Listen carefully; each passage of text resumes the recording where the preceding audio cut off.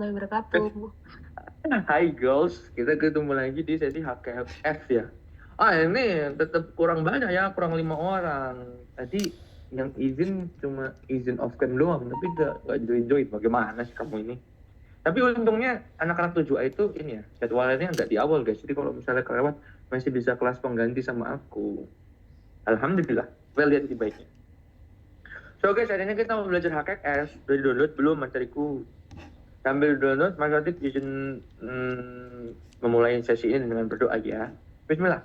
Semoga nanti materinya bisa disampaikan baik ya teman-teman ya. Gak ada kendala-kendala teknis, kalian makin paham materinya, makin semangat belajar CBTOC dan CBTOC kompre dan lulus di sekali tembus saja. Amin. Semoga 2025 jadi dokter muda ya Allah. Amin. Berdoa menurut agama dan kepercayaan masing-masing dipersilahkan. Berdoa dapat dilanjutkan sendiri-sendiri. Mas Latif sambil izin share screen ya. Hai guys, ini adalah hakek F ya. Mas Latif, hakek F apa deh? Jadi, hakek F itu komplikasi. Kumpulan banyak gejala dan juga sakit-sakitan nih gitu ya. HK yang di sini itu adalah hukum kedokteran gitu ya. Terus ada EK, itu ada etik kedokteran. Sama ada forensik. Nggak mau.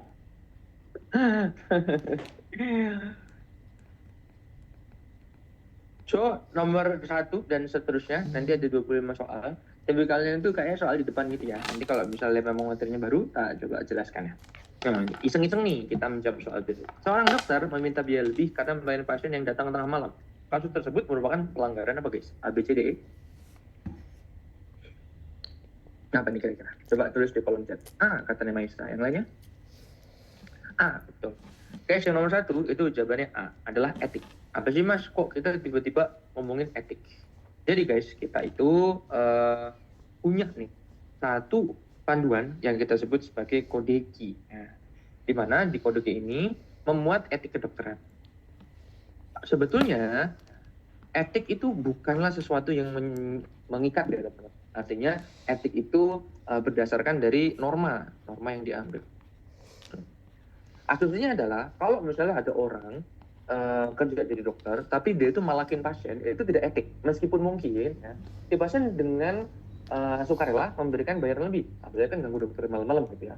Tapi secara etik itu tidak tepat. Nah kemudian di kode Ki ini ada ketentuan bahwasanya telah disepakati beberapa etika yang harusnya kita junjung. Yang pertama adalah tidak menarik honorarium sejumlah yang tidak pantas. Loh, Mas Latif, memangnya yang pantas itu seberapa? Nah ini, pantas ini dikembalikan lagi ke norma. Asalkan pasiennya mampu. Maksudnya, kalau pasiennya itu nggak bisa untuk membayarkan layanan yang sudah diberikan kepada dia, gitu ya, bisa jadi kita sebagai dokter secara etik itu mengarahkan untuk, oh ya sudah, next time nggak usah periksa sama saya, tapi periksanya ke FKTP sesuai dengan BPJS-nya. Maksudnya kalau lewat BPJS kan bisa diklaimkan asuransi gitu ya. Atau mungkin kalau misalnya dia kesulitan untuk akses BPJS, kita bisa arahkan untuk mengurus BPJS yang dibayar sama pemerintah guys, BPJS BPI. Kemudian apa yang telah kita lakukan itu ditetapkan berdasarkan bagaimana kita melakukan tindakan, seberapa sulit, dan seberapa lama tindakannya. Misalnya nih, kita itu telah melakukan injeksi, terus gitu dong ya. Ibarat kata, kita sejak preklinik kan bisa melakukan injeksi ya guys. Intramuskular lah, IV lah, apa segala macam kan kita bisa. Jangan sampai satu kali suntikan itu ya dihargai tidak sepadan dengan bagaimana cara kita melakukan, lama tindakannya, dan juga bagaimana kita dan tingkat kesulitannya. Suntikan gitu doang, ya jangan lebih dari 100.000 lah gitu. Kan cuma begitu doang. Ibarat kata doangnya itu adalah tidak sulit gitu ya, dan tidak lama. Dan gitu doang memang. Habis itu, ketika si pasien tidak perlu melakukan sebuah tindakan, ya kita nggak usah untuk mengusulkan. Misalnya, ada pasien gitu ya, dia minta misalnya treatment, gitu ya. Dia kita jadi dokter klinik kecantikan. Dia minta treatment, dok saya mau laser gitu ya. Ya sudah, kalau memang dia pengen laser aja, gitu ya, nggak usah lah kita usul PRP, nggak usah lah kita usul tiba-tiba apa guys, misalnya pencerah ketiak gitu kan untuk apa, kan pasiennya tidak menginginkan untuk hal tersebut, kecuali kalau misalnya pasiennya mau gitu ya. Semuanya harus disampaikan secara bijaksana, gitu ya. Dan misalnya pun ya, setelah ada satu usulan dan pasiennya tidak sepakat, mungkin ada bergen di situ. Aduh dok, saya keberatan kalau biayanya segitu. Oke, kalau misalnya keberatan untuk biaya segini, gitu ya, saya usul untuk obatannya saya kurangi. Nah itu make sense. Oh kalau misalnya ini terlalu mahal, saya usulkan untuk tindakan ini ditunda. Itu juga bisa. Atau mungkin, oh kalau misalnya ini dirasa terlalu memberatkan, gitu ya, saya akan usulkan untuk rujuk ke tempat BPJS-nya. Itu make sense juga. Jadi kita harus jadi dokter yang humanis ya.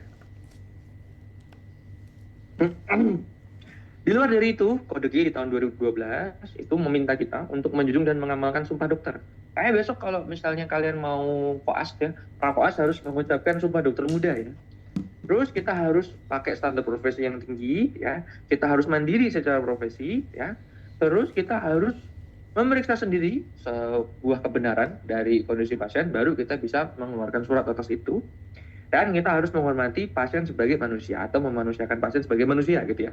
Kita wajib untuk jujur, menghormati hak pasien ya. Terus kita juga tidak boleh mengesampingkan hak hidup seseorang. Kita harus menjunjung kepentingan masyarakat dan ikhlas dalam melayani dan menerapkan ilmu. Itu. Dan sisanya. Guys, ini lucu-lucu gemes ya. Maksudnya gimana nih? Ini kan ibarat kata kayak PPKN kedokteran gitu ya. Tetapi kalau disoalkan PPKN itu selalu keluar terkait dengan etik kedokteran. Maksudnya kita itu ketika jadi dokter yang kompeten pun harus jadi dokter yang beretika dan bermartabat ya. Next, nomor 2. Dr. W merupakan seorang dokter yang selalu mengerjakan tugas-tugasnya dengan baik. Pada suatu hari, pasien Dr. W meminta data rekam medis kepada Dr. W dengan alasan akan pindah keluar kota. Dr. W mengetahui bahwa isi rekam medis merupakan milik pasien. Apa yang dimaksud dengan isi rekam medis yang mau dikasihkan ke pasiennya ini? Kira-kira apa guys? A, B, C, D, E? Apa nih kira-kira? B katanya. Makanya jawabnya B. Yang lain ada usul jawaban yang lain? B juga kata Kel. Oke guys, yang nomor 2 betul kok. Jawabannya adalah B. Mas Adib, kenapa kita bilangnya resume medis? Jadi teman-teman, rekam medis ini merupakan alat ya. Alat untuk bukti pelayanan. Misal ya, seseorang datang untuk periksa. Kemudian dilakukan tindakan. Kemudian diberikan terapi. Gitu ya. Nah, kesemua ini harus tercantum dalam rekam medis. Sehingga ya, ketika kita itu ingin melihat apa saja yang telah kita lakukan kepada pasien ini di tempat kita bekerja, ya, kita bisa menelusuri rekam medisnya seperti apa. Rekam medis ini selain sebagai bukti pelayanan, ini menjadi menjadi alat untuk kita komunikasi ya. Kenapa? Mungkin setelah kita periksa, pasiennya dilakukan tindakan oleh selain kita, misal sama perawatnya gitu ya, atau mungkin sama dokter jaga yang lain. Terus kita juga bisa tuh melihat apa-apa saja riwayat sakit sebelumnya, riwayat obat sebelumnya, riwayat tindakan sebelumnya gitu. Semua bukti pelayanan yang kita berikan itu sebetulnya murni milik pasien. Itu haknya pasien untuk mendapatkan rekam medis. Tetapi ya ketika si pasien itu memintanya, itu tidak boleh serta-merta memberikan rekam medis secara utuh.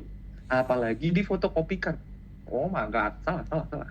Kenapa guys? Karena ini tadi yang kita cantumkan sebagai apa yang telah kita lakukan, itu kan juga dituliskan oleh banyak orang ya teman-teman. Nah, maka kita berikannya bukan sebagai satu rekam medis yang penuh, tetapi resumnya saja. Resum itu apa tuh Mas Adik? Resum itu ibarat kata ya, ini seperti ringkasan. Nah, ringkasan apa-apa saja yang telah didapatkan oleh pasien, dia datang dengan apa, tindakan apa saja gitu. Meskipun seakan-akan ini menggambarkan gambaran isi rekam medis secara utuh, ya, tapi ini kayak lebih singkat gitu guys ya, lebih ringkas gitu, sehingga pasien pun juga tidak pusing bacanya. BTW resume di sini makin kesini makin mudah diakses, dalam artian ketika kalian itu melakukan pemeriksaan gitu guys, biasanya di rumah sakit atau di klinik utama gitu ya, itu bisa pulang dengan resume medis. Nah, resume medis ini akan menunjukkan hari itu saat kamu melakukan pemeriksaan, kamu telah melakukan tindakan apa saja. Ya. Coba nih satu waktu ada yang dampingi keluarganya ke rumah sakit mungkin atau ke klinik utama, itu biasanya pulang dengan resume medis. Next, nomor 3. Seorang pasien kecelakaan masuk ke IGD tidak sadar. Ibu jari tangan kanan hancur. Keluarga nggak bisa dihubungi. Dokter pun mengamputasi untuk menghentikan perdarahan. Keluarga menuduh dokter melakukan malpraktik karena mengamputasi tanpa persetujuan pasien dan keluarganya. Apa yang menjadi dasar tindakan dokter bukan termasuk malpraktik. Oh bukan, ini bukan malpraktik kok. Kira-kira apa guys? B. Oke. Hai guys, yang nomor 3 itu adalah aspek beneficent. Apa ini aspek beneficent? Yuk kita bahas ya. Ceritanya adalah ada seorang pasien gitu ya. Ada perdarahan masif. Ya kan? Karena ada trauma gitu ya. Ternyata tindakannya adalah amputato. Kenapa ini bukan malpraktik? Ternyata jawaban ini ya, beneficent. Mas, kalau beneficent itu apa? Kita sebagai dokter berusaha ya untuk mementingkan hasil yang terbaik kepada pasien. Maksudnya, apabila tindakan amputatum tidak dilakukan segera, kan ada kemungkinan perdarahan itu semakin banyak, sehingga pasien bisa jatuh ke dalam shock hipovolemik, gitu ya. Nah, kondisi seperti ini tidak bisa disalahkan, karena dikembalikan lagi ke keluarganya. Coba ibu bayangkan, ketika si jempol ini tidak saya amputasi, gitu ya, bagaimana cara kami bisa menghentikan perdarahan? Kalau misalnya perdarahan tidak berhenti, si pasien itu bisa meninggal gara-gara shock hipovolemik. Katanya saya tidak bisa disalahkan sebagai kondisi malpraktik. Nah, kondisi beneficent ini merupakan kaidah dasar etik kedokteran. Sebetulnya ada 4, teman-teman. Yang berikutnya adalah otonomi, di mana pasien harus menghormati keputusan atau hak pasien. Di mana, ya guys ya, sekarang itu usulan terapi yang kita berikan itu harus patient-centered. Di mana pasien ini menjadi tokoh utama dalam setiap tindakan yang kita berikan. Misal, Pak, saya usul Bapak dilakukan tindakan cuci darah karena Bapak mengalami gagal ginjal kronis stage 5. Apakah Bapak bersedia? Tidak. Ketika si pasien itu menolak tindakan cuci darah, nah kita tidak boleh memaksakan. Maksudnya kayak, Pak, Bapak kalau misalnya nggak cuci darah mati loh. Bapak harus saya paksa ya. Tuh, saya akan bius total Bapak supaya bisa dilakukan cuci darah. Tidak boleh seperti itu. Karena apa guys? Karena menolak cuci darah itu merupakan hak pasien dan kita harus menghormatinya. Meskipun nanti mungkin pasien akan mengalami perburukan gitu ya, atau mungkin akan datang ke rumah sakit kita dalam kondisi yang lebih jelek, itu adalah risiko pasien. Yang penting ya, pasien telah membuat surat pernyataan bahwa dia menolak untuk dilakukan cuci darah. Terus non vision. First, do no harm. Masih ingat guys? First, do no harm. Apapun yang kita lakukan, jangan sampai membuat pasien itu kondisinya tambah buruk. Dan jangan membuat pasien menjadi meninggal. Gitu ya. Nah, apa-apa yang kita lakukan supaya pasien tidak meninggal, itu merupakan bagian dari non-malvision. Justice. Memberikan pelayanan kepada pasien secara adil dan sesuai proporsinya. Misalnya kalau di soal itu terkait dengan antrian tindakan gitu ya, atau antrian pelayanan gitu. Kalau misalnya yang gawat ya harus diutamakan gitu ya. Terus kalau misalnya ada pasien yang nyela antrian itu tidak boleh. Nah, itu seperti itu biasanya. Oke, nomor 4. Seorang dokter akan memasang kateter urin pada pasien, namun pasien nggak mau. Dokter tersebut tidak jadi memasang kateter urin. Apa kaidah etik yang dilakukan dokter dalam kasus tersebut? Mau pasang nih Pak? Saya nggak mau dok. Nggak mau saya. Namanya apa guys? A, B, C, D, E. Katanya Kaila yang C. Yang lain? C. Oke, betul. Nomor 4, jawaban C, autonomi. Ini seperti yang Mas Rudi jelaskan. Intinya adalah kita sebagai dokter, sebagai pemberi pelayanan, itu kita hanya bisa mengusulkan layanan. Kayak, Pak, saya ini ingin melakukan pemasangan kateter urin. Soalnya Bapak mengalami, misalnya. Ini Bapak mengalami retensi urin gitu ya. Et causa yang dicurigai karena adanya batu ginjal gitu ya. Bapak mau enggak? Saya mau dong. Soalnya nggak nyaman. Oh, ya sudah, silakan tanda tangan. Gitu. Kalau misalnya tanda tangan sudah, berarti pasien secara legi artis telah menolak tindakan tersebut. Nah, kita sebagai dokter nggak boleh maksa. Berarti ini adalah kaidah autonomi. Nomor 5. Seorang dokter meminta dilakukan ronsen torak kepada pasien dengan keluhan batuk. Namun pasien menolak. Apa kaidah etik yang dilakukan oleh dokter dalam kasus tersebut? Dokternya udah apa nih? Pak, saya mau minta ronsen nih. Bapak mau enggak? Loh kenapa begitu dok? Soalnya bapaknya batuk-batuk terus. Nah periksa ronsen mau enggak pak? Gitu. Kira-kira yang nomor 5 jawabannya apa guys? A, B, C, D, E?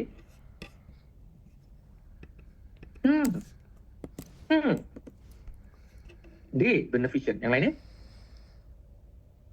Oke. Teman-teman, di sini yang nomor 5 jawabannya D, beneficent. Loh, kenapa beneficent Mas Latif?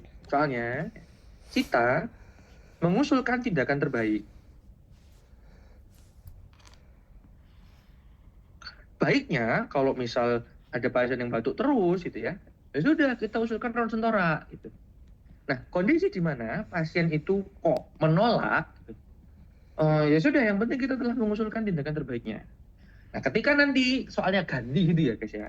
Namun pasien menolak, dokter memahami kondisi pasien gitu ya dan tidak jadi melakukan tindakan. Nah, berarti kita malah kembali ke autonomi karena kita mengusulkan tindakan, pasien nggak mau ya sudah kita menghormati haknya pasien gitu. Jadi setiap kali tindakan itu bisa dilihat dari beberapa sudut pandang kaidah guys. Atau mungkin dalam satu waktu kondisi ya ada 2 atau lebih kaidah yang muncul dan bisa kita identifikasi gitu.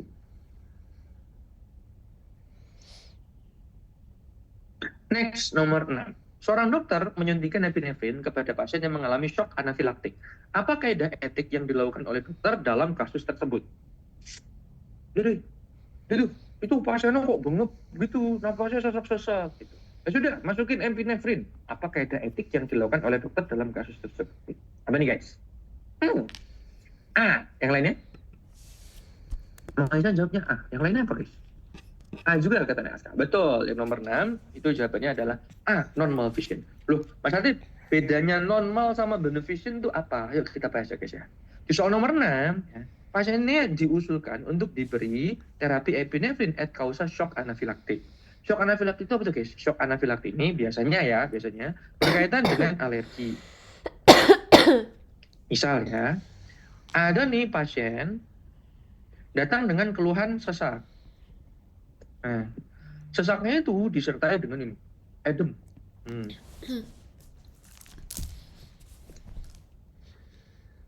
Telusur-telusur, pasiennya itu ya habis tersengat lebah.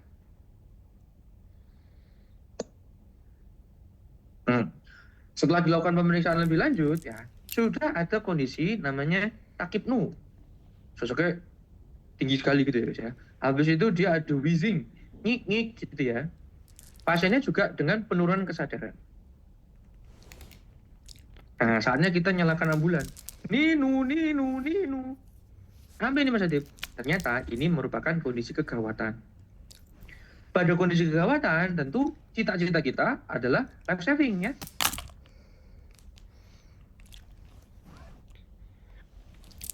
Ya, atau kita harus selamatkan kondisi pasien. Nah, ketika kita ingin melakukan life saving, ya, berarti ini sudah masuk ke kondisi normal vision. Karena kita jangan sampai atau tidak membiarkan pasiennya meninggal. Sedangkan guys, kalau beneficent, kita tuh hanya usul. Usul diusulkan tindakan, misal gitu ya. Atau pemeriksaan gitu ya. Dengan dasar sebaiknya. Pak, ini sebaiknya dilakukan tindakan ini. Pak, ini sebaiknya dilakukan tindakan ini. Kenapa? Karena kita ini ingin mencapai kondisi pasien yang lebih baik gitu ya. Sebaiknya seperti ini, sebaiknya seperti itu.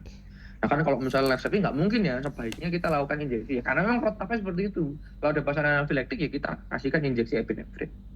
Jadi apa yang kita lakukan? Itu kan menyelamatkan pasien. Nah, ini masuk ke dalam non-normal vision. Mantap. Gitu. Gampang ya? Nomor 7. Seorang dokter kedatangan 2 orang pasien. Pasien pertama sudah ngantri lebih awal. Pasien kedua baru aja datang. Namun, ia adalah anak direktur RS tempat dokter tersebut bekerja. Apa kaidah etik yang harusnya dilakukan oleh dokter dalam kasus tersebut? Apa guys? Harusnya apa nih? B, katanya Kaila. Yang lain? Yang lain apa nih? B. Oke, yang nomor 7 betul. Jawabannya adalah B, justice. Kalau misalnya nih guys, terkait dengan antrian gitu ya. Sudahlah, ini ada urutannya.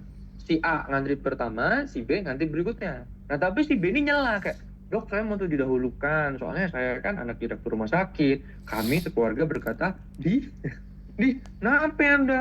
Saya menjunjung tinggi kaidah justice, di mana saya akan memberikan layanan secara adil. Anda sebagai tuan B, kalau misalnya pun datang yang terlambat, ya jangan maksa untuk didahulukan. Siapapun Anda, saya akan tetap memberikan layanan adil dengan mempersilahkan yang A masuk duluan. Gitu.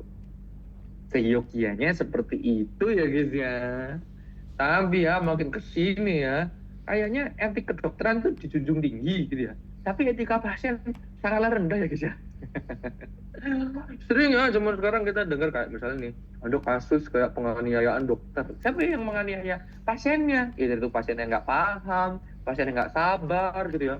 Itu kadang bawa ormas, wih. Itu kayak, kamu nggak tahu siapa saya ini adalah anaknya DPR gitu. Saya ini adalah anak orang dinkes. Itu tidak peduli gitu ya. Karena kan layanan diusahakan secara adil ya. Kalau kamu nggak terima, ya jangan aku yang kamu marahin gitu ya. Jangan aku juga yang kamu berikan kekerasan. Silahkan bercermin dan introspeksi diri lah. Kamu datangnya kapan? Ada indikasi kalau darurat atau tidak? Kalau tidak, silahkan duduk dan mengantri. Gitu ya guys ya. Guys, selanjutnya Mas Latif akan menjelaskan terkait dengan patient safety. Mas Latif apa sih patient safety ini? Patient safety kalau berarti di bahasa Indonesia kan berarti kan adalah kaidah keselamatan pasien. Mas Latif, kenapa kita harus belajar keselamatan pasien? Asal kamu tahu guys, sebetulnya kalau kita telaah klinik, tempat praktik dokter mandiri atau bahkan rumah sakit itu kan tempat bekerja ya guys ya. Nah, tempat kerja itu tetap memiliki resiko kerja. Kalau misalnya nih di perusahaan, mungkin tahunnya adalah K3 gitu ya, kesehatan dan keselamatan kerja. Yang dijaga K3-nya siapa? Yang dijaga adalah karyawan, orang yang berusaha di situ. Misal sebuah pabrik gitu ya, di pabrik tersebut dijunjunglah etika K3 ya, bahwa si pekerja ya harus berhati-hati gitu ya, harus pakai alat pelindung diri gitu ya, kemudian harus mengikuti SOP yang berlaku dan seterusnya untuk menjaga si pekerja. Nah, sedangkan kalau kita di rumah sakit, di klinik, atau di praktek mandiri, gitu ya, yang butuh keselamatan, itu kita sebagai orang yang bekerja, sama si pasien. Karena apa guys? Ketika pasien itu masuk ke layanan fasilitas kesehatan, sebetulnya dia memiliki resiko untuk mengalami kecelakaan saat dilakukan pemeriksaan ataupun saat tindakan. Itu. Nah, kita sebagai dokter yang menjunjung kaidah non-malfeasance, do no harm, berarti kita harus apa? Harus berhati-hati dalam menjaga keselamatan pasien selama mendapatkan layanan dari kita. Gitu. Untuk patient safety, biasa nih kalau di UKMPD, yang sering muncul itu adalah kondisi-kondisi berikut. Yang pertama, kejadian potensi cedera. Guys, di situ ya, ada tulisan kotakan pasien sama kotakan konsumsi. Itu maksudnya gimana Mas? Coba tak jelasin dulu ya. Kejadian potensial cedera itu adalah kejadian yang belum terjadi, tapi memiliki kesempatan ya atau potensi membahayakan.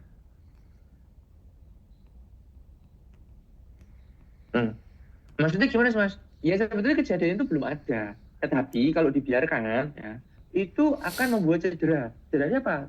Cedera pasiennya maupun nakesnya. Gitu. Misal ya, disebutkan bahwa ada lantai licin. Kamu pas koas nanti ya kan kerjanya di bangsal juga. Satu waktu guys di lorong bangsal itu lantainya licin. Kira-kira siapa yang bisa kepleset? Nakesnya bisa kepleset. Pasiennya juga bisa kepleset. Nah, karena kita tuh harus menjunjung tinggi keselamatan pasien, seharusnya lantai licin ini tidak boleh ada. Gimana caranya supaya tidak ada, Mas Latif? Ya, harus diberi penanda. Ada tulisan dulu, awas lantai licin gitu ya. Nah, apakah si pasien itu sudah berjalan di situ? Mungkin belum. Apakah si pasiennya sudah terpleset? Ya belum. Karenanya disebut pasiennya negatif, guys. Pasien belum terpapar, gitu ya. Apakah si pasien itu sudah jatuh terduduk? Apakah si pasien itu sudah terluka di kepalanya? Kan belum ya. Jadi kita sebutkan belum terjadi konsumsi atas tindakan kejadian potensi cedera tersebut. Tuh. Contoh kejadian potensi cedera tadi ya, lantainya licin. Tuh. Atau mungkin petugas farmasi menemukan nih obat kadaluarsa yang masih tersimpan di rak obat. Mungkin nggak apotekernya salah ngasih? Mungkin ya. Sehingga ini kita sebut sebagai kejadian potensi cedera. Nah, kalau KNC maksudnya, KNC atau kejadian nyaris cedera, itu kejadian yang belum terjadi. Tapi hampir membahayakan.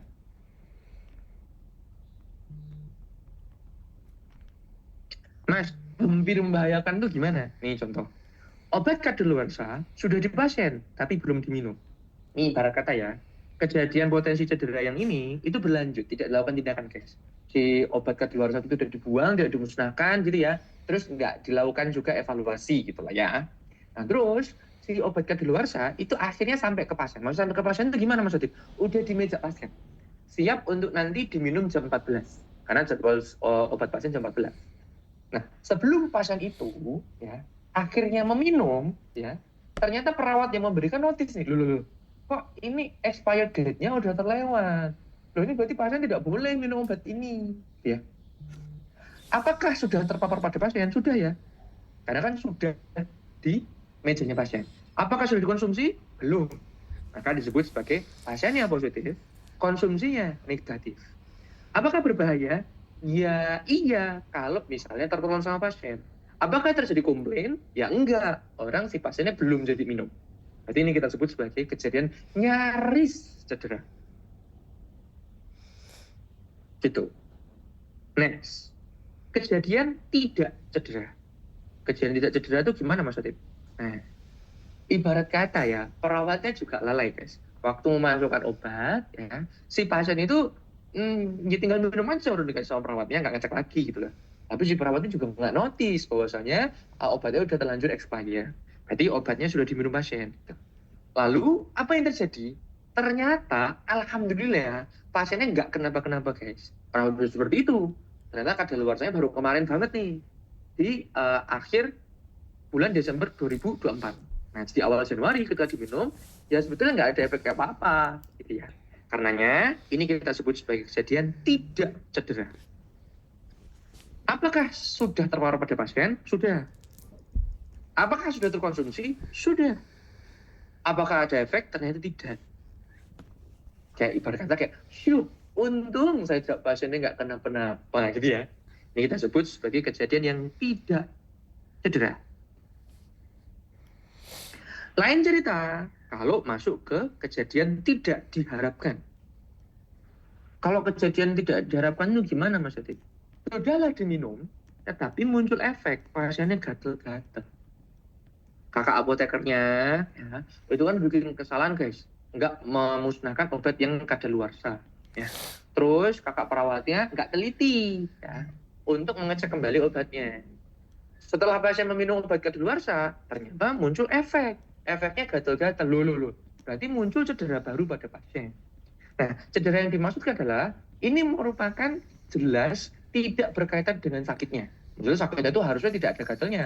Nah, sakit yang dirasakan sekarang itu murni gara-gara minum obat yang kadaluarsa tadi. Disebut sebagai kejadian yang tidak diharapkan. Apakah sudah terpapar pada pasien? Sudah. Apakah sudah konsumsi? Sudah. Apakah muncul efek yang merugikan pasien? Ada. Ini yang kita sebut sebagai kejadian tidak diharapkan. Next, sentinel. Kalau sentinel itu gimana maksudnya? Pada kata ya guys ya, si gatal-gatal ini berlanjut menjadi reaksi anafilaktik.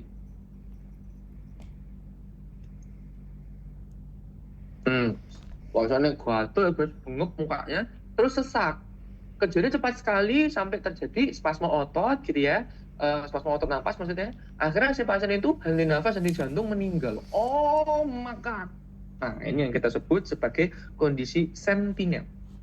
Gara-gara kelalaian nakes, pasiennya meninggal atau memunculkan efek yang berat, misal cacat gitu ya. Akibatnya apa Mas Adib? Sebabnya apa Mas Adib? Tadi kakak apoteker lupa untuk memusnahkan obat yang kadaluarsa, perawat tidak mengecek lagi, ya. si obat itu udah terlanjur telan sama pasien, awalnya gatal, tiba-tiba sesak, henti nafas, henti jantung, meninggal. Nah ini ganti nama guys, namanya adalah sentinel. Nah tetapi kalau besok gitu ya, mungkin di soal kompre itu disingkat-singkat gitu guys.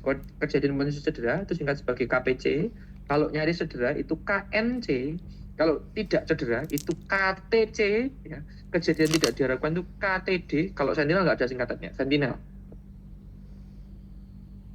Apa yang? Oke. Yang ya. Ini guys, tak kasih contoh yang lain ya. Kalau misalnya kejadian-kejadian pada pasien safety. Misal kejadian potensi cedera. Railing pada bed rusak. Nih. Mas, railing pada bed itu apa? Kalian pernah nggak guys ke rumah sakit? Sebenarnya pernah ya. Atau istilah OST. Kan kalau misalnya pasien diminta untuk berbaring di bed, itu ada kayak penyangga bed yang samping kanan kiri itu loh. Maksudnya supaya untuk pegangan pasien dan supaya pasien nggak terguling.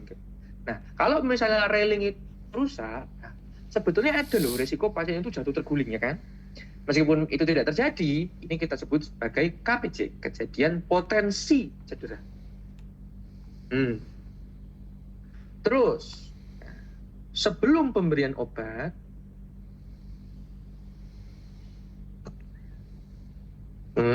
perawat menyadari salah pasien. Contoh, ya kan? Kalau misalnya di bangsa, pasien itu kan akan mendapatkan obatan harian, ya guys ya. Nah, misal nih ada 2 orang pasien, atas nama Ani sama atas nama Ana. Ani sama Ana, gitu ya. Satu waktu, ya, pasien itu akan diberikan obat. Kakak perawatnya tuh udah dorong itulah 1 pack obat untuk Ani sama 1 pack obat untuk Ana, gitu ya. Saat akan dimasukkan, ya, perawatnya notice dulu, aku ini sekarang menghadapi pasien Ana. Lah kenapa obat ini atas nama Ani? Berarti kan hampir dimasukkan obat Ani untuk Ana. Ya kan? Karenanya ketika si perawatnya notice, berarti tidak terjadi cedera, tapi hampir terjadi. Disebut sebagai kejadian nyaris cedera. Bayang ya? Terus, kejadian tidak cedera. Contoh ya, seharusnya Tuan B dapat amlodipin 10 mg. Tetapi dalam nyatanya, Tuan B itu mendapatkan amlo 5 mg. Salah atau betul guys? Salah ya. Dosisnya itu loh, salah. Setelah diberikan pun, ya Tuan B ini nggak notice amlonya harusnya berapa gitu ya. Di resepsi tulisnya 10 mg, tapi yang dapat dia 5 mg. Ketika diminum, ya untungnya few pasiennya nggak kenapa-kenapa. Tapi ada nggak kemungkinan cedera? Ada. Ya seenggaknya hipertensinya jadi nggak turun-turun gitu ya. Karenanya itu termasuk ke kejadian tidak cedera. Sudah terpapar pada pasien, sudah dikonsumsi, tapi alhamdulillahnya nggak kenapa-napa. Next, kejadian tidak diharapkan. Contoh,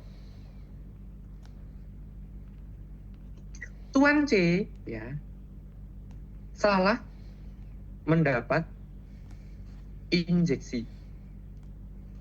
Harusnya Dexa, tapi jadinya Dias.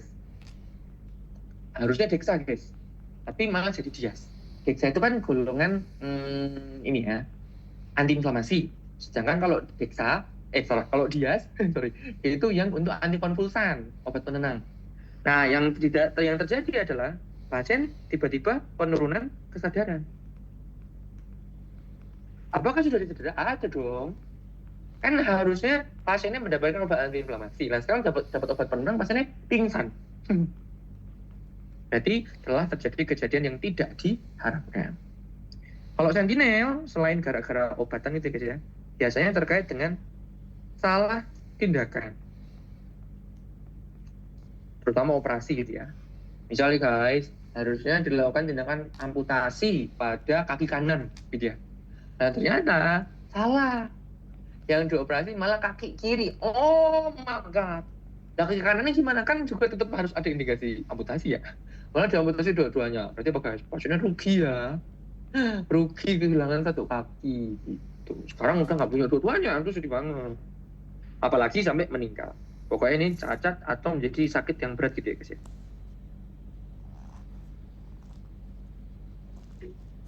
Next, nomor 8. Pada malam tahun baru, seorang pasien dibawa ke UGD RS dengan patah kaki kiri. Setelah dilakukan pemeriksaan dan foto RO, diputuskan dilakukan operasi cepatnya. Harus menunggu jalan operasi karena banyak pasien yang harus dioperasi. Saat akan dilakukan pembedahan, ternyata terjadi kesalahan penentuan lokasi fraktur, yaitu pada kaki kanan. Padahal yang benar adalah pada kaki kiri. Setelah dikonfirmasi melalui prosedur time out, kesalahan tersebut dikoreksi dan pasien mendapatkan tindakan yang tepat. Apa sebutan spesifik kondisi tersebut? Apa nih guys? Ke malam tahun baru nih, gitu rame gitu ya. Dokternya sisa tenaga doang guys, karena habis cuti Natal gitu ya. Ada pasien dibawa ke medan operasi gitu ya.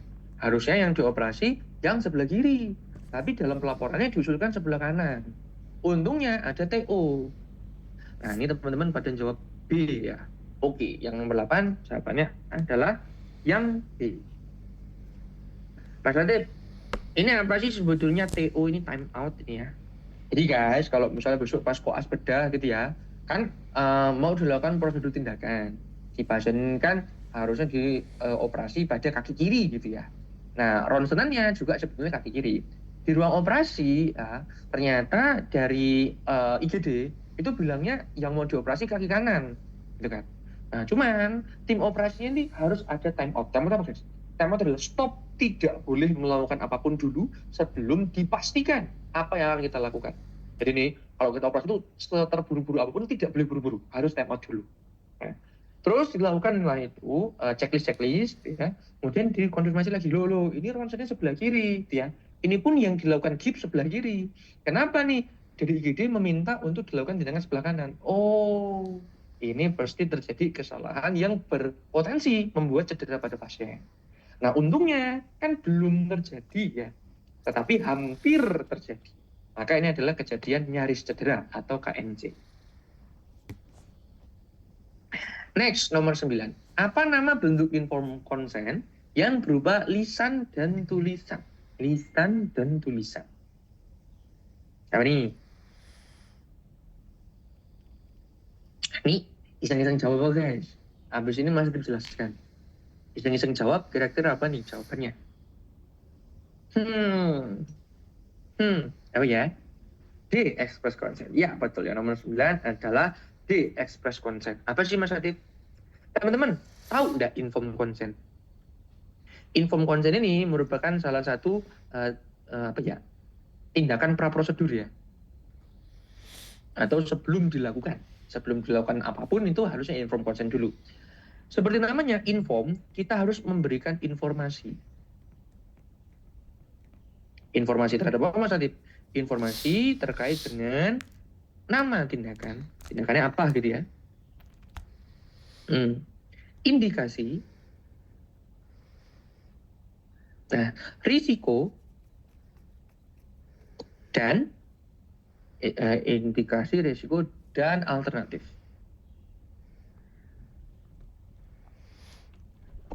Contoh, ya.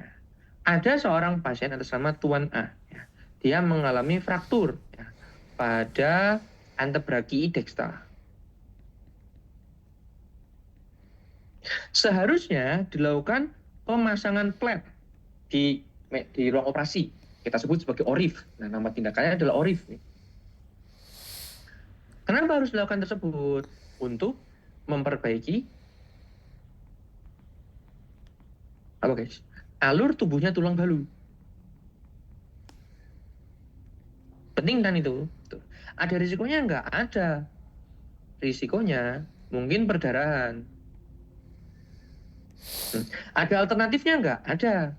Alternatifnya sih pasang gips bisa. Tetapi tidak akan bisa menggantikan ORIF yang akan kita lakukan. Tuh. Jadi berarti ini adalah sebuah inform consent kita sampaikan pada Tuan. Nah, Pak, Tuan A, nanti akan dilakukan tindakan ORIF ya. ORIF apa dong? Bapak akan masuk ke ruang operasi, kemudian kita pasangkan plat. Gitu. Platnya ditanam Pak di tulang, gitu ya. Kemudian difiksasi atau coba untuk tidak gerakan dengan pemasangan skrup gitu. Biar apa dok begitu dok? Supaya Pak nanti alur tumbuh tulang barunya itu lurus gitu ya. Dan penyembuhannya jadi lebih sempurna. Nanti ada risikonya enggak dok? Ada Pak. Tentu saja kan ada pembedahan ya, mungkin ada perdarahan. Selain itu bisa dipakaikan yang lain nggak dok? Ya bisa sih Pak, pakai gips, Tapi gips ini tidak akan seperti untuk memasangkan ori. Karena kalau gips masih ada kemungkinan tulangnya Bapak bergerak. Gitu. Gimana Pak? Boleh enggak kalau misalnya dilakukan tindakan ori? Nah guys, konsen itu adalah menanyakan persetujuan.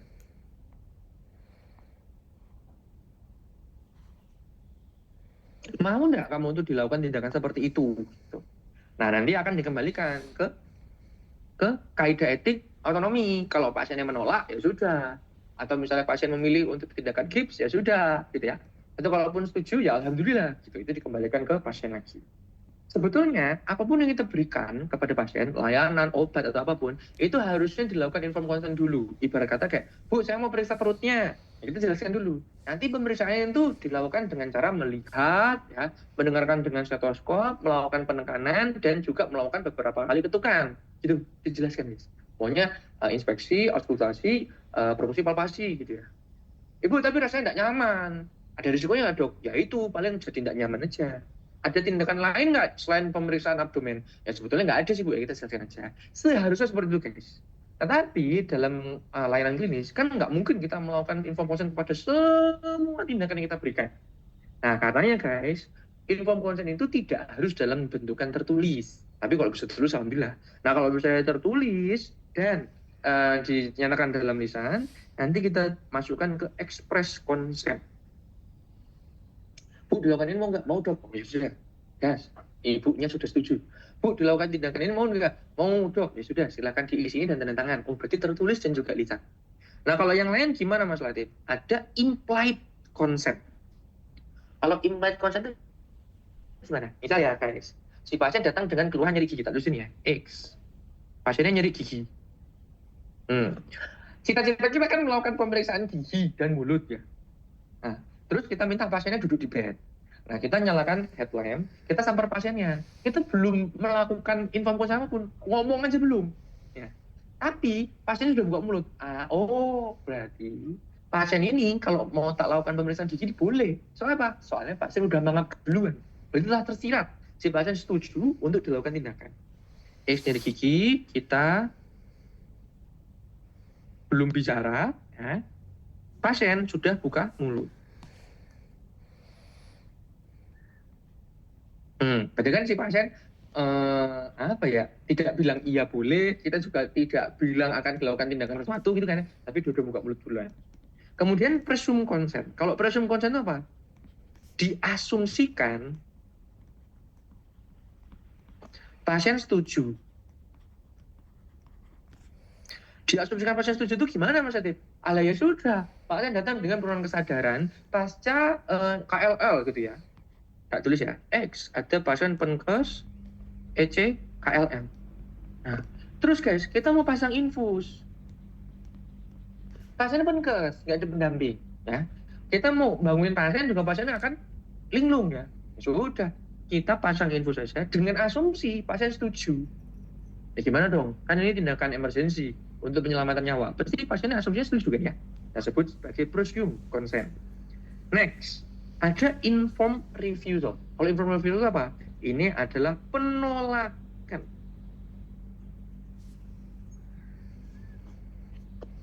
Kita sebagai dokter itu ibarat kata lebih cocok untuk main aman, guys. Misalnya, pasien mau kita lakukan tindakan pasang kateter tadi lah ya. Pasang kateter gitu ya, supaya pipisnya itu bisa keluar dan bisa kita hitung. Tapi karena kita menjunjung otonomi, gitu ya, si pasien itu menolak. Supaya kita nggak disalahkan kenapa kita nggak jadi pasang kateter, padahal itu harusnya dilakukan, kita harus meminta keluarga atau pasien menandatangani lembar penolakan persetujuan. Pasti ada, guys, di semua klinik, rumah sakit yang telah terakreditasi itu pasti ada lembar penolakan tindakan. Kalau nggak mau, ya kita nggak maksa. Yang penting bapak atau keluarga bapak tanda tangan gitu. Supaya apa, guys? Supaya kalau dilakukan penelusuran nih, kenapa ya Dokter Latif ini kok abai sekali? Ada pasien dengan nggak bisa pipis, gitu ya? Kok nggak dipasangkan kateter? Nah, gimana orang pasien menolak kok? Nih ada buktinya. Nah, ketika kita bisa menunjukkan bukti, berarti kita menyelamatkan diri kita sendiri dan kita berhasil main aman. Jadi ya. Nah, apabila kita itu telah dan akan melakukan informed consent, pastikan dulu yang di informed consent itu adalah orang dengan usia lebih dari 18 tahun. Misal, ada Tuan A, usianya 21 tahun. Dia bisa dilakukan pemberian informed consent. Tapi kalau misalnya ada anak B, usianya 6 tahun, yang diberikan informed consent adalah orang tuanya. Terus guys, ada saudara C usianya 16 tahun. Harusnya sih belum bisa. Kan? Terus yang memutuskan adalah orang tua. Tetapi ini tidak berlaku apabila saudara C itu sudah menikah. Kalau sudah menikah, berarti dia bisa dilakukan informed consent. Jadi guys, kalau kalian tidak ingin prematur menjadi orang dewasa, nggak usah nikah muda ya. Kalau sudah menikah itu semua tanggung jawab atas dirimu sendiri dilimpahkan kepadamu. Mantap. Ya aslinya kalian udah 18 plus ya. Kalau misalnya nih ada bocil-bocil yang sudah menikah tuh berarti nih dilimpahkan ke dirinya sendiri itu. Sorry ya guys ya.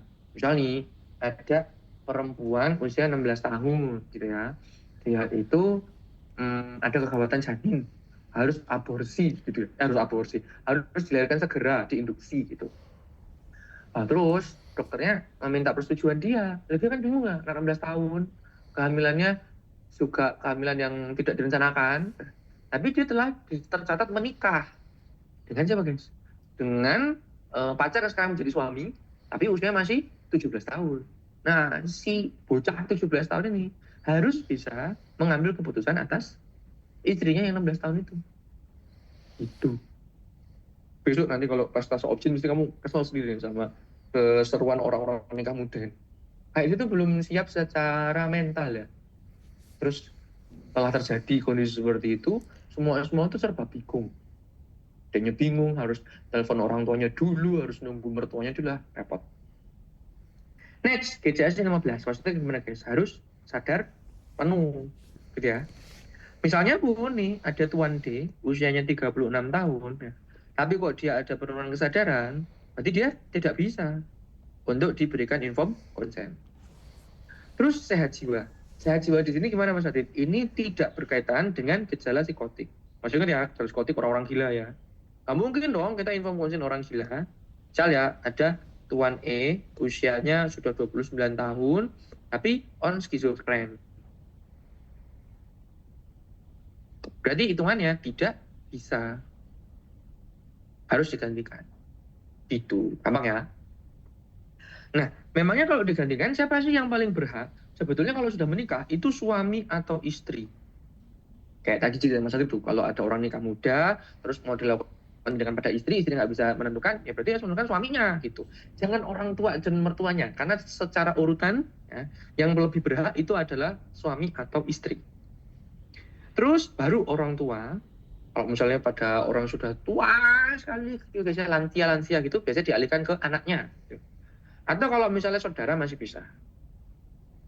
Apabila ya, si pasien itu tipikal anak yatim piatu gitu ya guys, atau anak yang tinggal di asrama nggak bisa menghubungi orang tuanya, dia bisa dilimpahkan ke pengampu atau wali. So, Max, kapan nih langsung tiba-tiba lompat ke orang tua? Apabila pasien anak jelas, kalau anak yang belum menikah, itu langsung ke orang tuanya ya. So, selain keluarga inti, sebetulnya tidak berhak guys untuk menentukan dilakukan tindakan atau tidak. Nah ini juga guys, Indonesia ini kan sangat menjunjung kekeluargaan ya. Jadi Pak De, Bude, mertua, eyang, terus ipar itu kayak sering banget ya merusuhi keputusan-keputusan medis yang akan dilakukan oleh pasien. Nah itu nggak boleh ya. Jadi kalau misalnya Mas Latif itu kerja di ICD gitu, nah misalnya mau diusulkan tindakan, langsung tak mintakan keluarga intinya mana gitu. Kalau yang datang Pak D-nya, Pak ada orang tuanya tidak, orang tua kandung, orang tuanya nungguin pasien di bed enggak, tukeran jenengan yang nunggu di bednya pasien, ya orang tuanya yang suruh sini, karena kita akan melakukan usulan tindakan gitu. Jelas guys, kita kalau di kalau sudah di klinis ya harus terang tegas ya. Dan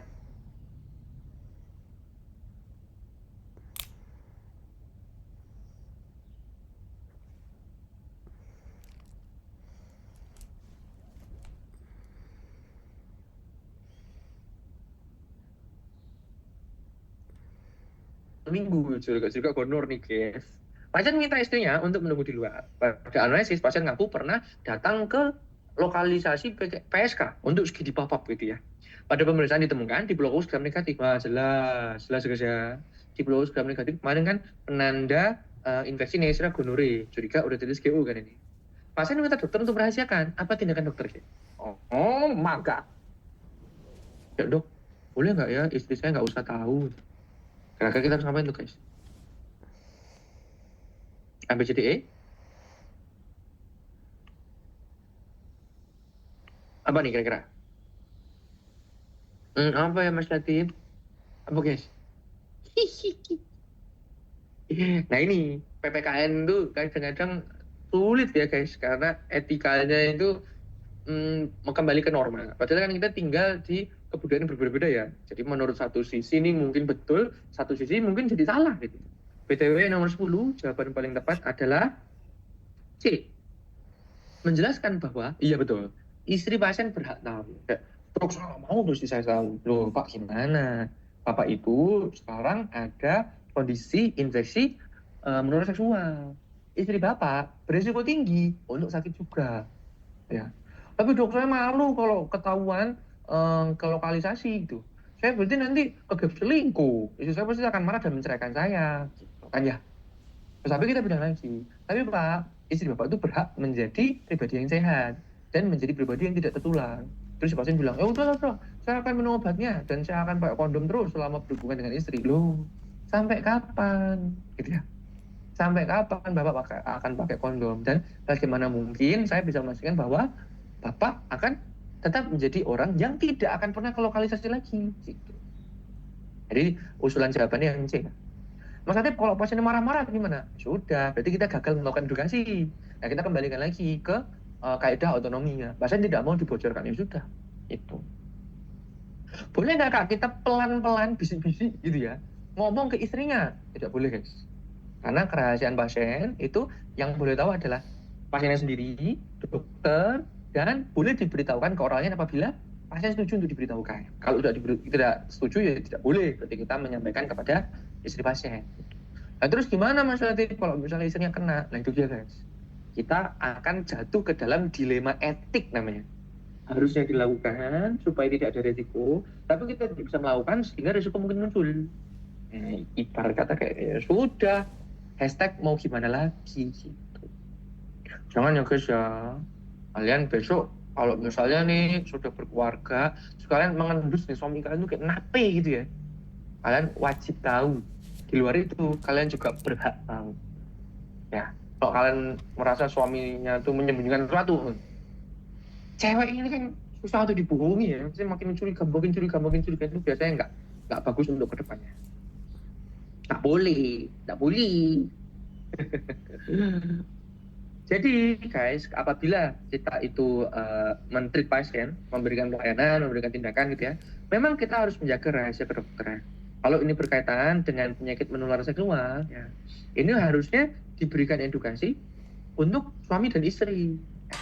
Dan istri itu sebetulnya wajib tahu guys. Meskipun begitu, ya, harus dilakukan edukasi minimal 2 kali dulu sampai tercapai kesepakatan. Ya.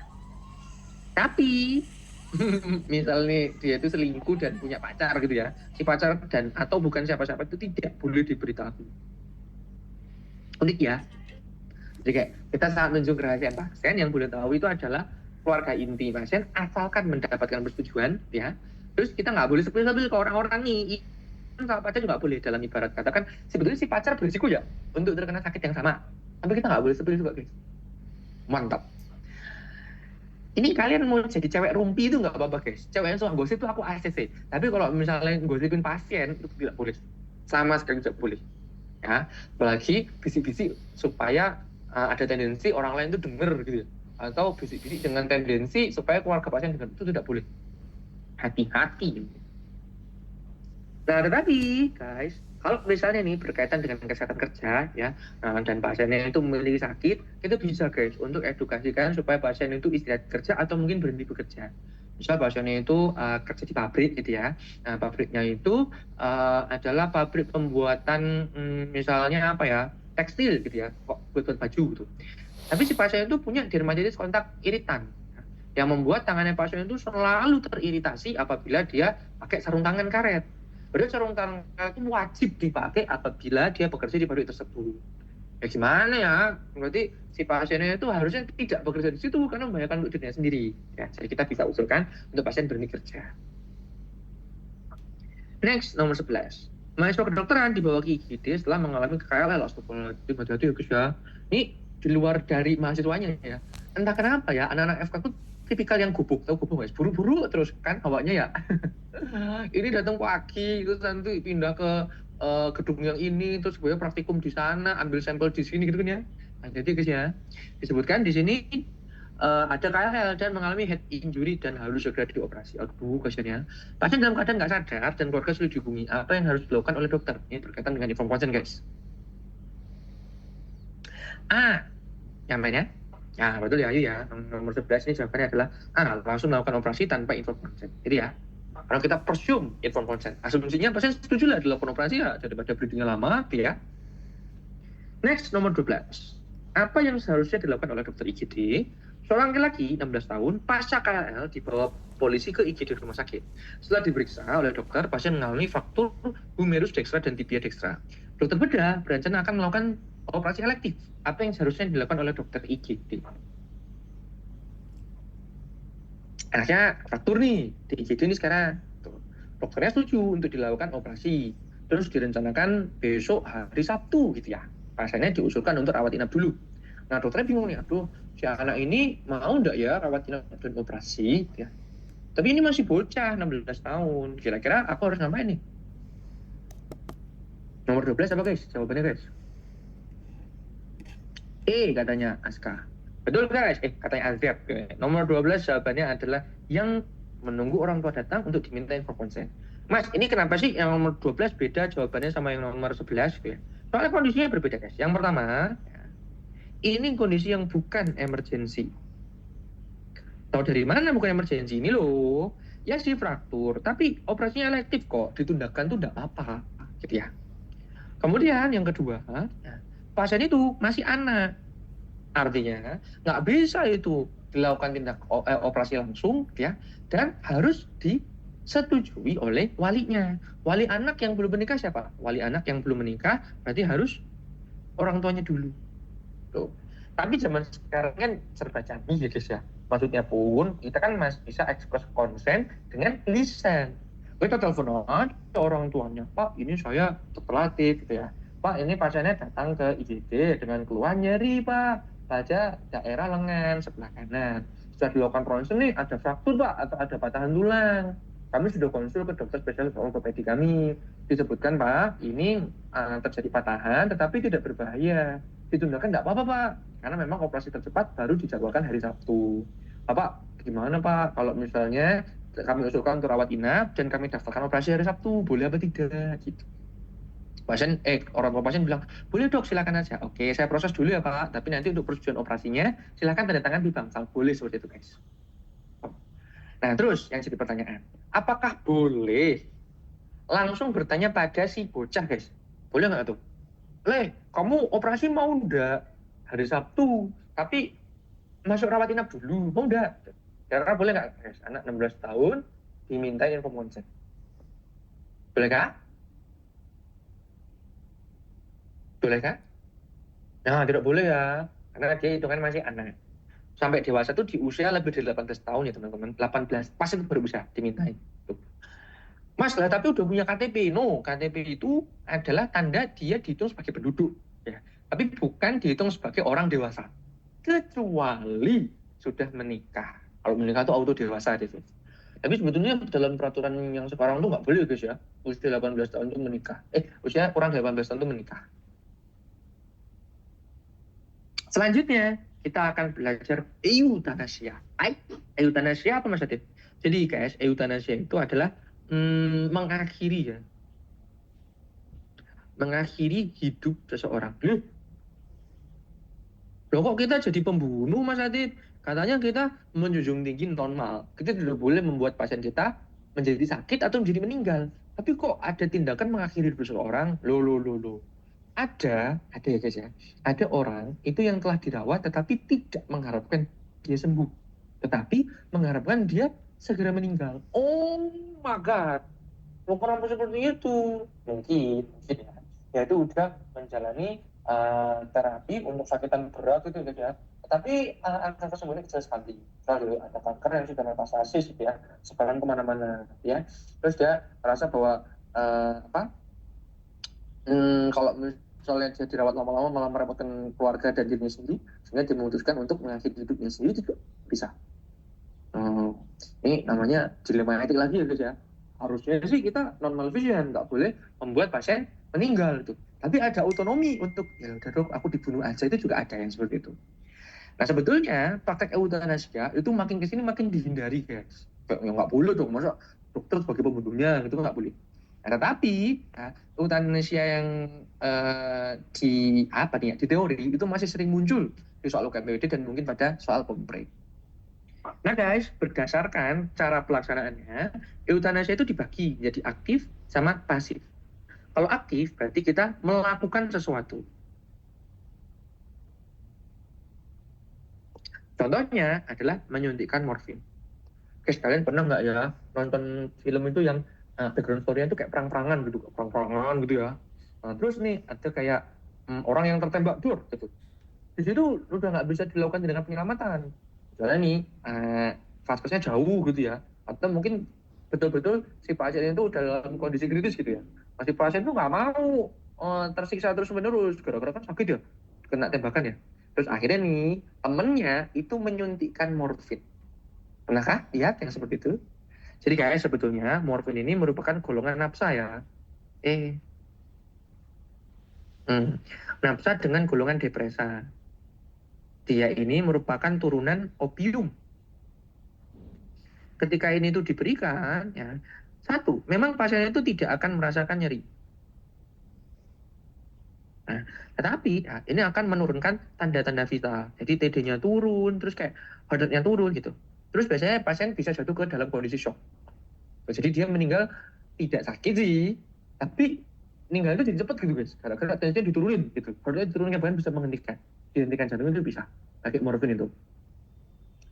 Nah, kalau kita melakukan injeksi morfin, kan kita melakukan sesuatu nih. Nanti kita secara aktif melakukan eutanasia. Nah, tetapi ada juga cara pelaksanaan yang pasif. Artinya, kita tidak melakukan sesuatu atau menghilangkan satu prosedur.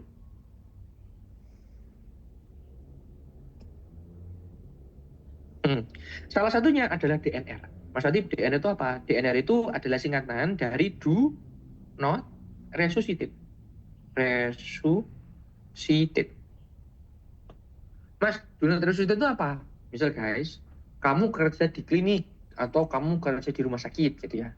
Ada pasien yang mengalami henti nafas, henti jantung. Berarti kan pasien meninggal. Ingat, normal. Jangan sampai pasien meninggal. Berarti, ya? Berarti kita harus melakukan tindakan segera untuk mengembalikan hak hidup pasien. Caranya gitu, yang pompa jantung gitu ya. Terus kita lakukan ventilasi positif gitu ya. Dan dilakukan observasi pakai bedside monitor. Nah, tetapi tindakan ini terkadang ya, kalau dari sudut pandang pasien itu menyakiti pasien guys. Karena kalau kita melakukan kompresi jantung, itu yang betul harus sampai tulang iganya itu patah. Sebetulnya seperti itu. Ya. Dan pasien merasakan sakit ya. Dan ketika pasien itu berhasil memunculkan wujud lagi, bukan berarti pasien telah sembuh ya, tapi kembali ke kondisi awal. Misalnya ini kondisi awalnya itu pasiennya ada perdarahan otak gitu ya, mau aktif gitu. Terus udah terpasang berbagai macam alat ya, terus dia henti nafas jantung. Memang jantung muncul lagi, tapi apakah pasien akan hidup? Enggak, dia akan kembali ke kondisi sebelumnya itu, koma lagi dia nanti. Nah sebetulnya guys, DNR itu seringkali diambil oleh keluarga pasien, karena keluarga pasien itu nggak tegaan sama pasien. Udah dok, udah seperti itu, dia udah berjuang dengan sangat keras gitu.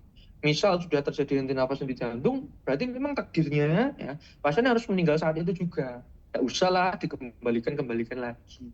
Tuh, sakit dok pasiennya gitu. Berarti kan kita tidak melakukan sesuatu, berarti kita telah melaksanakan eutanasia secara pasif.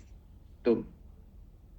Nah, berdasarkan siapa yang meminta, ada permintaan volunteer sama permintaan involunteer, guys.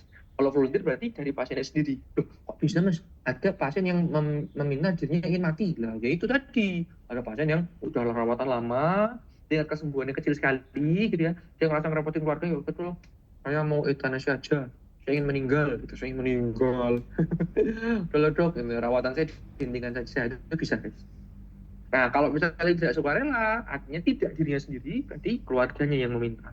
Wih, Mas Latif, berarti keluarganya jahat banget ya, meminta pasiennya supaya cepat mati. Loh, bukan. Mungkin memang dilihat dari sudut pandang keluarga, keluarga itu nggak tegaan gitu ke sama pasien untuk selalu mendapatkan terapi intensif terus. Ya udahlah tuh, di DNR aja. Gitu. Paham ya? Ini guys, contoh ya. Pasien ya, mengalami koma, et causa, ini EC ya, et causa, ya. Ada perdarahan luas di otak. Berarti sekarang pasien sedang koma. Nah, keluarga meminta untuk DNR. Berarti ini euthanasia apa guys? Aktif atau pasif? Keluarga minta DNR. Aktif atau pasif tuh? Pasif, betul. Nah, terus karena keluarga yang meminta, ini volunteer atau involunteer? Keluarga yang minta nih. Volunteer apa involunteer? Itulah biarin lah ada nih involunteer, betul. Berarti kalau misalnya dapat soal seperti ini, berarti kita usulkan sebagai euthanasia pasif yang bersifat involunteer. Nah, kalau di soal gimana nih ya? Apa tipe euthanasia berdasarkan permintaan yang paling tepat untuk keadaan di atas? Laki 30 tahun dirawat di ruang ICU selama 1 bulan. Orang tua pasien tidak memiliki cukup uang sehingga mereka memutuskan untuk tidak memberikan pertolongan yang mempertahankan hidup pasien. Apa tipe euthanasia berdasarkan permintaan yang paling tepat untuk keadaan di atas? Mirip ya. Berarti apa guys? A, B, C, D, E?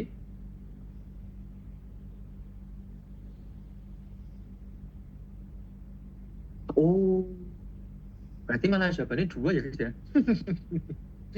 Ya, ini yang nomor 13, jawabannya adalah involuntary euthanasia. Mas Natip kok bilang jawaban 2, kenapa? Oh, ini bilangnya berdasarkan permintaan ya guys ya. Kalau berdasarkan permintaan sih 1 ya, ini adalah involuntary euthanasia. Tapi kalau misalnya nggak ada itu berdasarkan permintaan, jawabannya 2 guys, masih bisa yang pasif euthanasia. Karena memutuskan untuk tidak memberikan pertolongan. Paham ya? Nah, pertanyaannya adalah berdasarkan permintaannya, ini yang paling tepat itu apa? Ini adalah involuntary euthanasia. Oke, guys, sekarang kita akan belajar terkait dengan rekam medis. Tadi di awal tadi Mas Atif udah bilang ya, bahwasanya rekam medis itu merupakan haknya pasien dan merupakan alat bukti ya, telah dilakukan tindakan gitu ya, telah dilakukan pemeriksaan.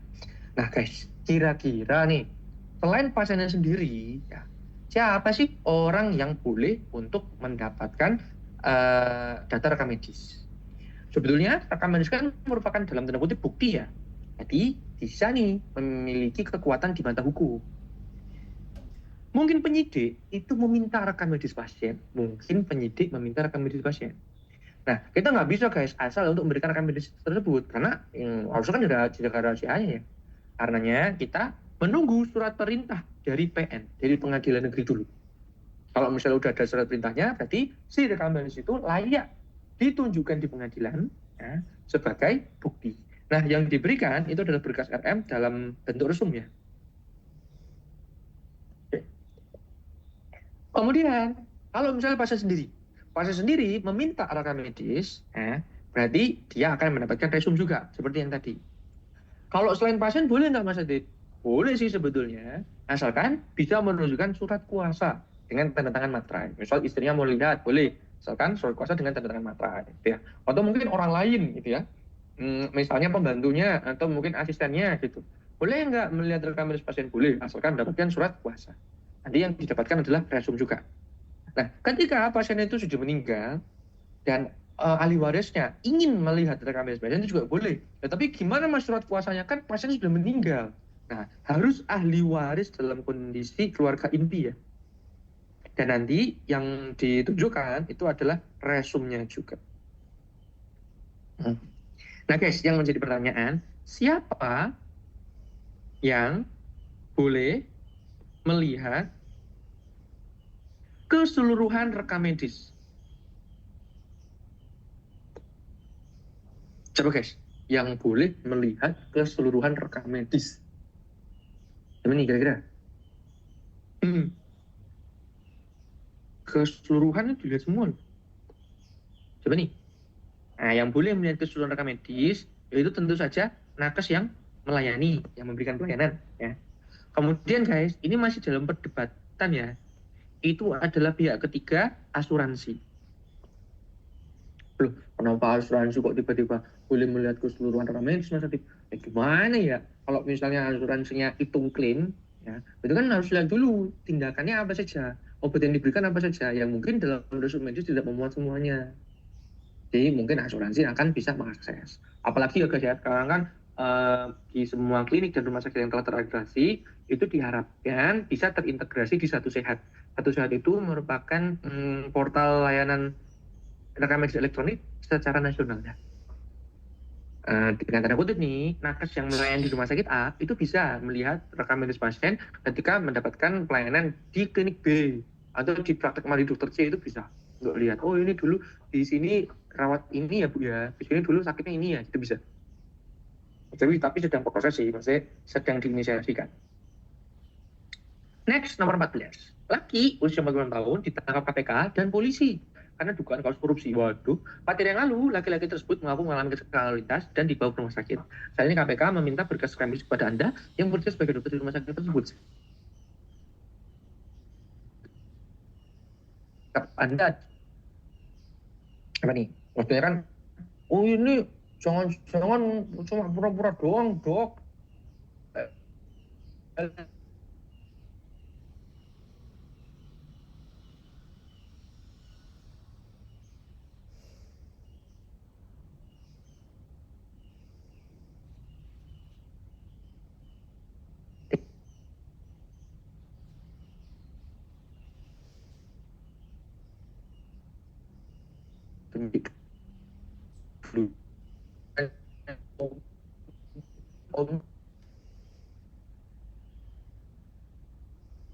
Recording in penyidik progress.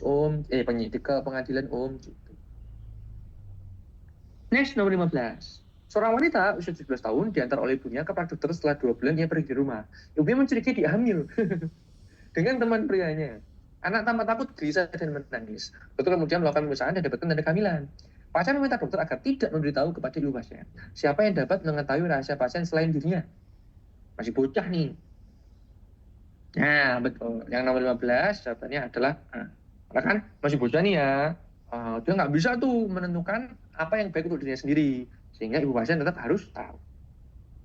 Kalau pacar nggak usah tahu, nggak apa-apa guys. Yang penting ibunya tahu. Oke teman-teman, sekarang Mas Atik izin lanjut ke materi FAIR. FAIR apa sih Mas? FAIR itu adalah singkatan dari Visum et Repertum. Visum itu artinya melihat, ya. Repertum artinya melaporkan. Berarti kita akan melihat dan melaporkan ya, apa yang telah kita temukan pada pasien. Nah, FAIR ini guys udah masuk ke forensik ya. Nah, FAIR itu sendiri akan dibagi-bagi guys. Yang pertama itu adalah FAIR definitif untuk rawat jalan. Contoh, adalah ini ya guys ya, Nona A tuh merasa dia itu mendapat kekerasan dari pacar.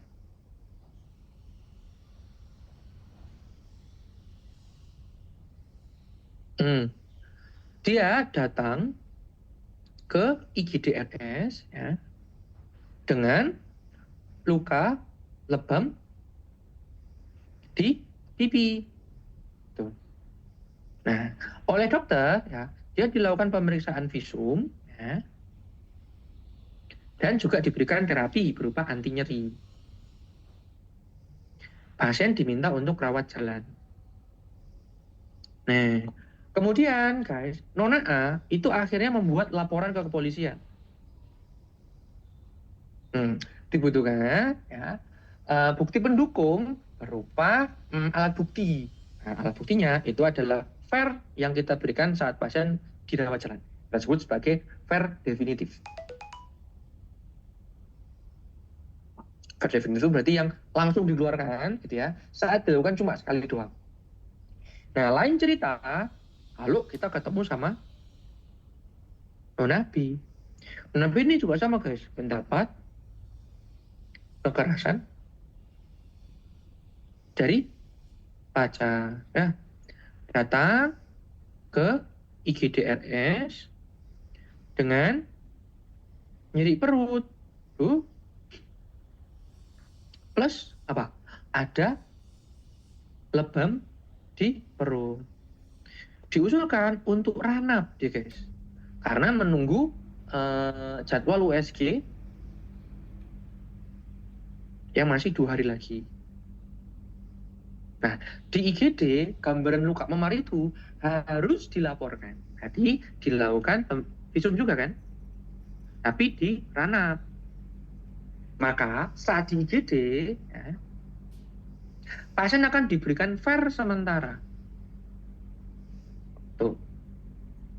Tetapi ya, ketika si pasien itu keluar pasca USG dan sudah ditemukan hasilnya, nah, hasil USG ini akan kita sebut sebagai VER lanjutan. Tuh, oh di USG ditemukan guys adanya edema pada sekitaran hepar. Oh maka ditendang pacarnya guys sampai ada edem hepar. Bagaimana ini frenzy bestie? Jangan ya, jangan kalau laki-laki pacar ya guys ya, laki yang lembut banyak, tapi biasanya mukanya jelek. Kalau yang toksik kan agak ganteng ya, ya kita jelek-jelek dikit nggak apa, yang penting sayang guys. Nah kemudian tangan, nah, ada VER jenazah. Kalau VER jenazah apa maksudnya? Ya sudah, yang datang sudah tidak bernyawa. Betul sih Nanan, kita fokusnya pada ini kompre. Memangnya pacaran sama cowok toksik bikin kita lulus kompre? Tidak.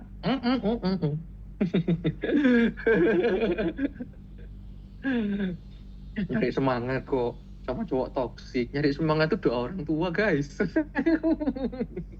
Ya sama belajar semangat gitu ya. Kalau VER jenazah kondisi udah nggak bernyawa guys ya. Nah VER-nya nanti dibagi lagi nih teman-teman, jadi VER luar sama dalam. Kalau luar sih berarti tidak dilakukan tindakan pembedahan ya. Kalau dalam sering disebut sebagai otopsi. Guys, besok kan kalian ada stase forensik ya. Kalau dapat VER dalam atau otopsi ini seru banget guys. Kayak kita sedetektif itu untuk menelusur nih orang kenapa gitu ya. Dulu Mas Hatip waktu koas forensik itu dapat VER otopsi, VER dalam. Kenapa guys? Ada seorang laki-laki ditemukan meninggal di pos apa nih guys? Pos ronda. Ya. Pos ronda meninggal.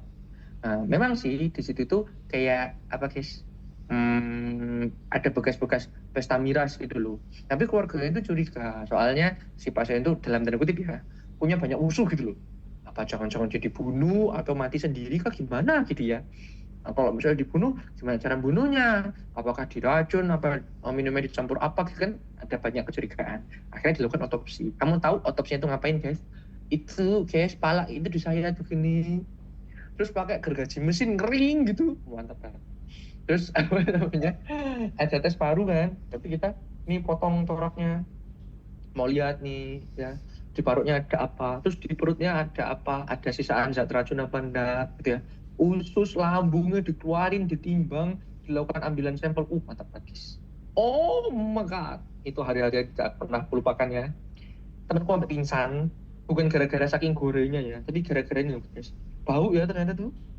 Maksudnya jenazah itu setelah 24 jam tuh udah mengeluarkan bau-bau busuk gitu ya, terus udah banyak gasnya juga, jadi kayak mantap. Sadly Mas Hatip cowok ya, jadi tipikal yang harus geret-geret, tarik-tarik gitu loh guys, terus ukur-ukur gitu. Cewek-ceweknya doang asem banget. Next, nomor 16. Seorang laki-laki dibawa polisi di IGD dengan membawa surat keterangan permintaan VER karena luka di bagian perut. Setelah dilakukan operasi pada pasien dirawat inap. Setelah 3 hari dirawat, akhirnya pasien meninggal. Oh, apa jenis VER yang dibuat oleh dokter untuk menjawab permintaan penyidik tersebut? Apa nih guys? Awalnya datang ke IGD. Operasi nih. Meninggoy. Akhirnya jawabannya beri. ABCDE.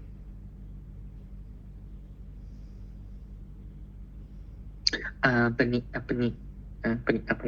Oke, nomor 16 jawabannya adalah yang A. Maksudnya kenapa Mas Hatip? Soalnya dia itu kan dilakukan pemeriksaan 2 kali ya. VER untuk yang pertama sementara, kemudian meskipun pasien telah meninggal, ya, Itu kan pasca rawat inap ya, berarti kita usulnya sebagai VER lanjutan. Sebetulnya VER sementara dan lanjutan tuh kayak satu paket gitu guys. Ketika udah sementara pasti akan berlanjut gitu kan. Nah, meskipun nanti udah jadi jenazah, bukan berarti si VER jadi VER jenazah ya. Karena kalau VER jenazah itu adalah ketika datang dalam kondisi tidak bernyawa. Next, nomor 17. Perempuan 34 tahun ditemukan meninggal di pinggir sungai. Pada pemeriksaan luar dapatkan bentukan seperti luka memar. Untuk memastikan penyebab kematian, apakah mati karena tenggelam atau dibunuh dulu kemudian ditenggelamkan, maka pemeriksaan yang dilakukan adalah apa ya? A. Tes apung paru. Yang lain? Masa kamu jangan sedih ya? Jawabannya bukan itu. Jawabannya adalah tes getah paru. Loh, apa nih Mas Adib? Jadi guys, kalau tes apung paru itu untuk membedakan bayi. Bayinya itu waktu lahir udah napas atau waktu lahir langsung mati. Kalau napas berarti nanti apung parunya positif. Karena apa? Si parunya itu udah kemasukan udara gitu ya. Sedangkan yang untuk nomor 17 itu pakainya getah paru. Getah paru tahu sama sih? Jadi guys, ketika pasiennya itu diotopsi, nanti ambil sampel paru. Jadi jaringan parunya itu disayat gitu. Terus dilakukan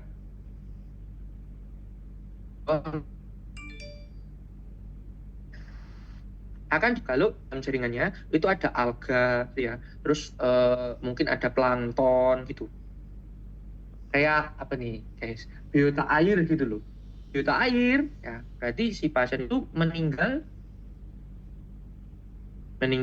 di air. Nah, tapi kalau negatif, berarti kan tidak ada alga, tidak ada plankton kan? Sehingga dia akan dicurigai meninggal di darat. Gitu.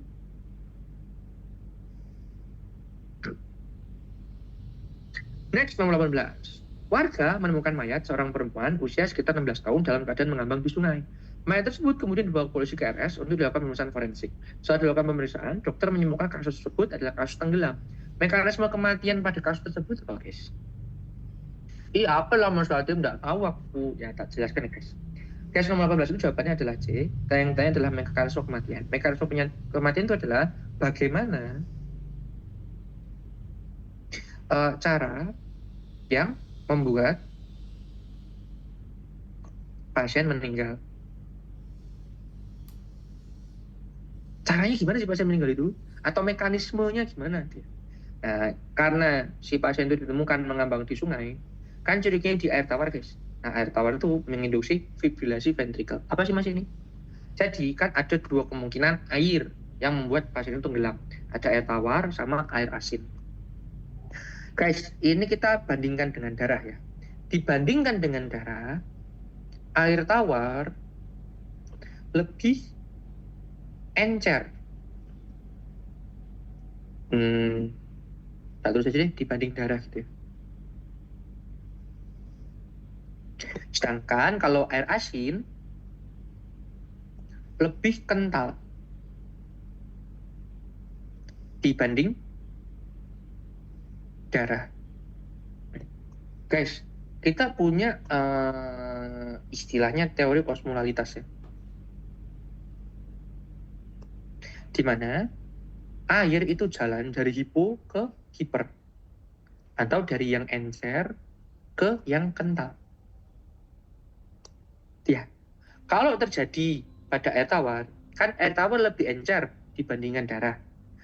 Berarti air tawar akan masuk ke vaskular. Artinya darah akan makin encer. Maka disebut sebagai hemodilusi. Kondisi hemodilusi guys, itu ternyata membuat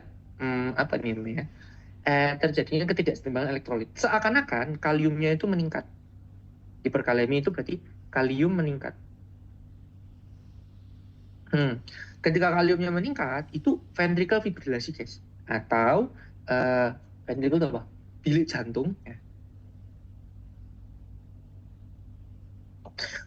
Memompa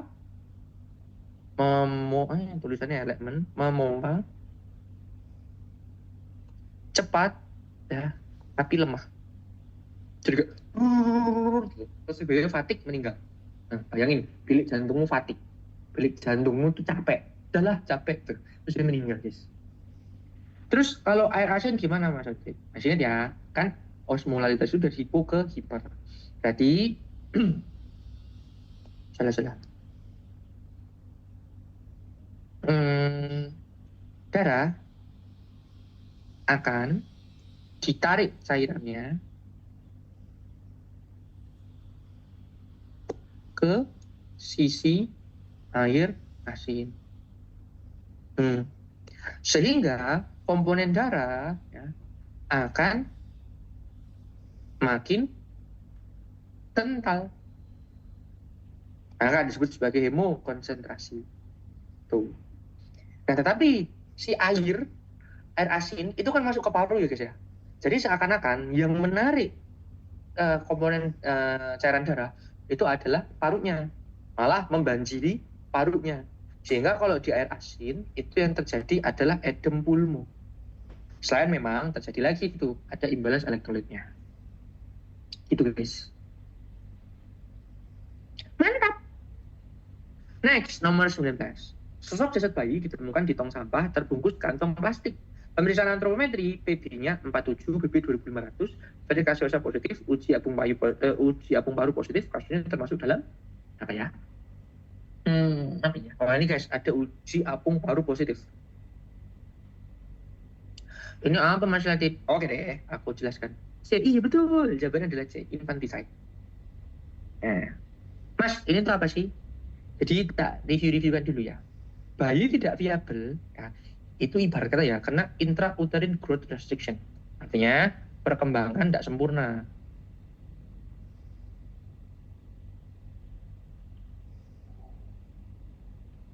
Begitu lahir, itu langsung mati. Lahir mati. Terus kalau pembunuhan anak biasa gimana Mas Adit? Ya ini tidak berkaitan dengan neonatus yang langsung ini ya, yang langsung dibunuh. Nah, terus kalau infanticide itu Mas Adit, dia itu pas lahir itu sebetulnya hidup guys. Tapi mungkin si ibu bayi itu tidak menghendaki kelahirannya. Akhirnya si bayi langsung dibunuh. Oh my god. Kenapa nih Mas Adit kok tiba-tiba langsung dibunuh ya? Karenanya guys, kita akan menemukan beberapa tanda. Yang lainnya belum guys. Next, ada stillbirth. Kalau stillbirth itu gimana Mas Adit? Jadi janin itu dipaksakan lahir. Misalnya ya, ada intrauterine fetal death, mati di janin.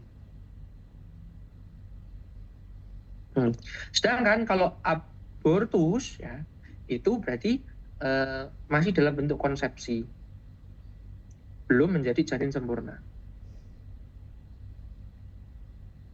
Ini cuma perbedaannya di usia kehamilan aja.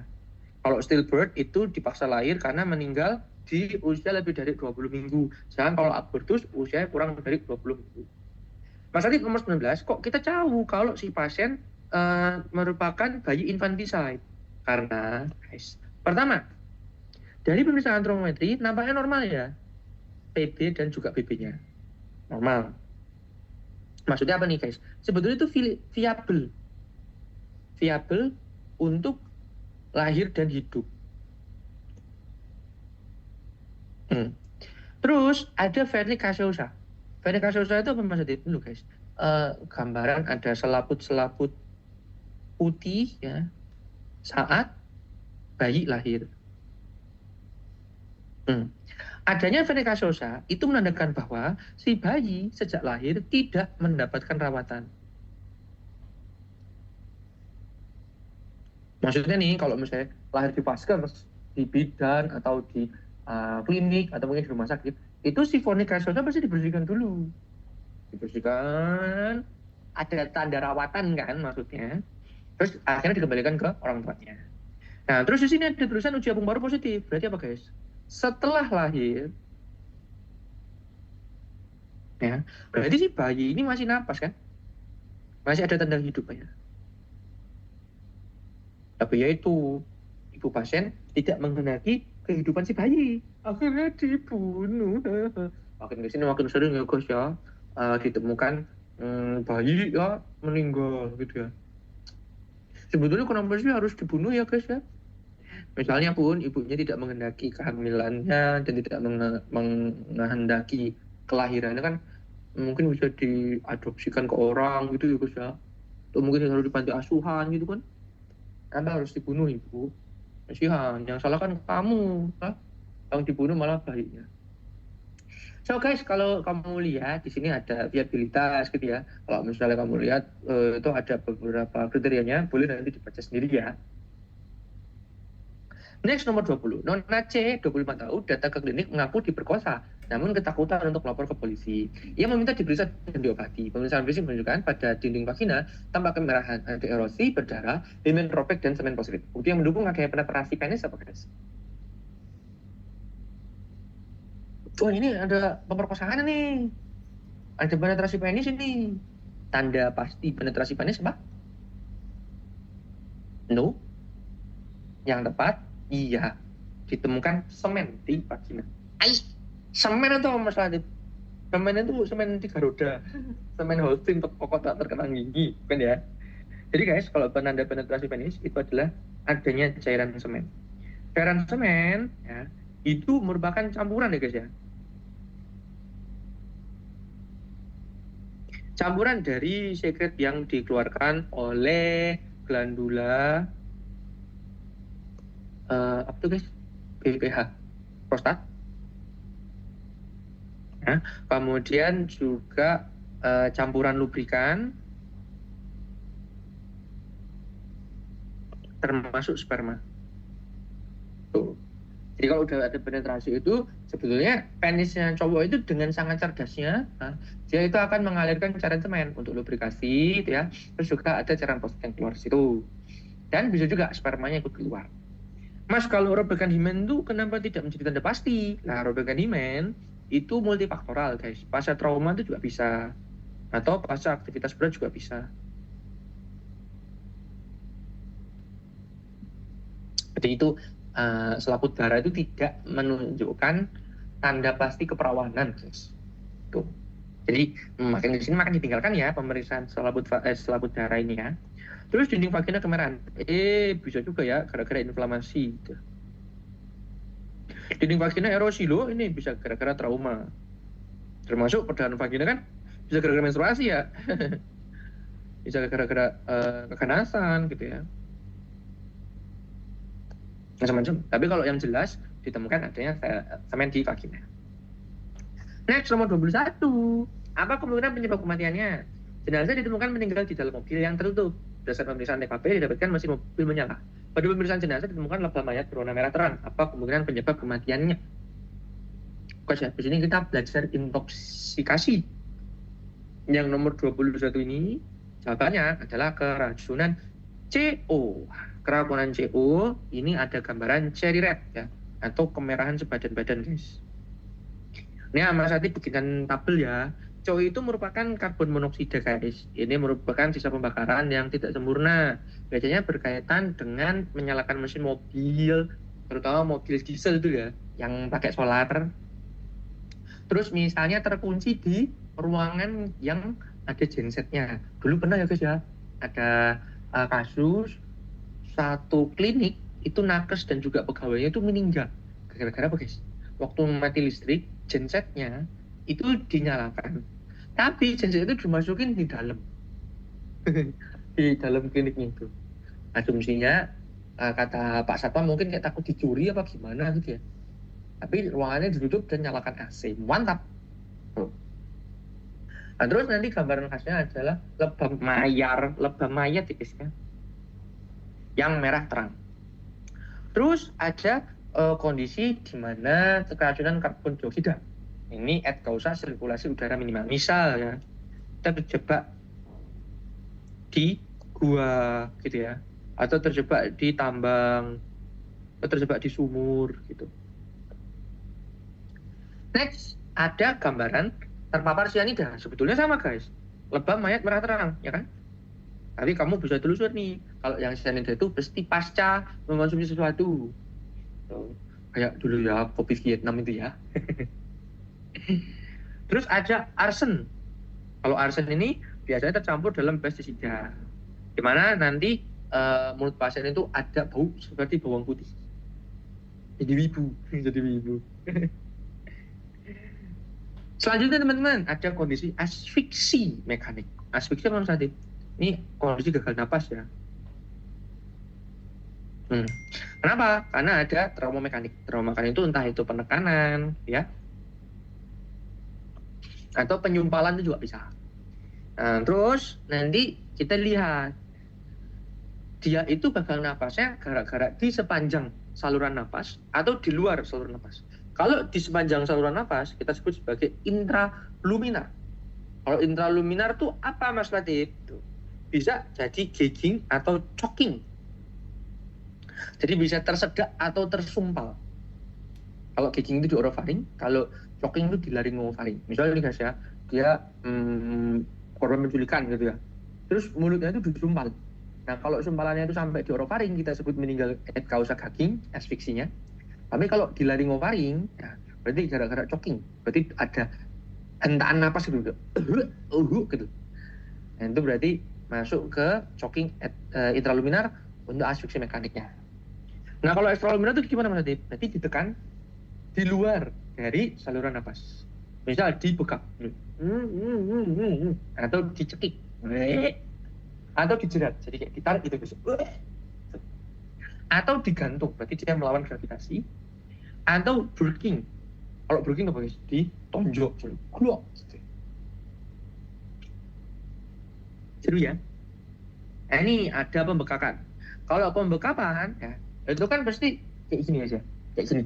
Nah, kuku yang melakukannya atau kuku tersangka ya, itu seringkali ada meninggalkan bekas di sini guys. Nah, bekasnya itu kan mirip seperti cekungan gini ya. Nah, huruf C. Nah, C-nya ini adalah crescent atau bulan sabit. Dan gini, C-nya kan gitu. Terus pencekikan atau throttling. Nah, ada checking juga, checking crescent juga, tapi di leher. Karena gini kan, ada bentukan huruf C-nya di sini. Nomor 22, apa penyebab kematiannya? Seorang mayat laki-laki ditemukan di tepi sungai. Pada pemeriksaan mayat ditemukan bekas luka berbentuk bulan sabit di leher dan terdapat fraktur osioid. Apa penyebab kematiannya? Guys, osioid itu yang di sini ya, olahannya jakun ini. Ada bulan sabit di leher guys, berarti curiga sakit apa dia? Sakit apa? Curiga sebab kematiannya apa nih? Ya betul, ini berarti yang dicekik atau di throttling. Next, kita akan belajar luka yang kurasakan. Lukanya ada luka tajam, luka tumpul, dan juga luka tembak. Dimulai dari luka tajam dulu. Berarti apa guys? Dilakukan oleh senjata tajam. Senjata tajam tentunya apa guys? Bisa jarum, ya, bisa pisau, ya, bisa golok, bisa cutter, gitu ya. Yang pertama ada luka iris atau vulnus incisivum, di mana panjangnya luka ya, itu akan lebih daripada dalamnya luka. Jadi kalau misalnya digambarkan secara horizontal gitu ya, ini adalah permukaan kulit gitu ya. Ini kulit nih guys ya. Nah gini kan, kulit kan ya. Nah, untuk vulnus incisivum atau luka iris nanti bentuknya seperti ini. Nih, panjangnya itu lebih daripada dalamnya. Sedangkan ada yang namanya luka tusuk atau luka punctum atau intum, di mana panjangnya luka itu ternyata lebih kecil daripada dalamnya luka. Misal nih dalam satu kulit yang bentuknya kubus gitu ya, lukanya itu nyodrok guys, tahu nyodrok nggak itu? Lukanya kayak cerot sampai dalam. Sini. Yang ditusuk ya berarti. Next ada luka bacok. Kalau luka bacok ini guys, dasarnya itu tampak jaringan otot dan tulang. Berarti kok cus gitu. Selanjutnya ada yang kita sebut sebagai luka tumpul. Kalau luka tumpul berarti apa guys? Bukan gara-gara senjata tajam.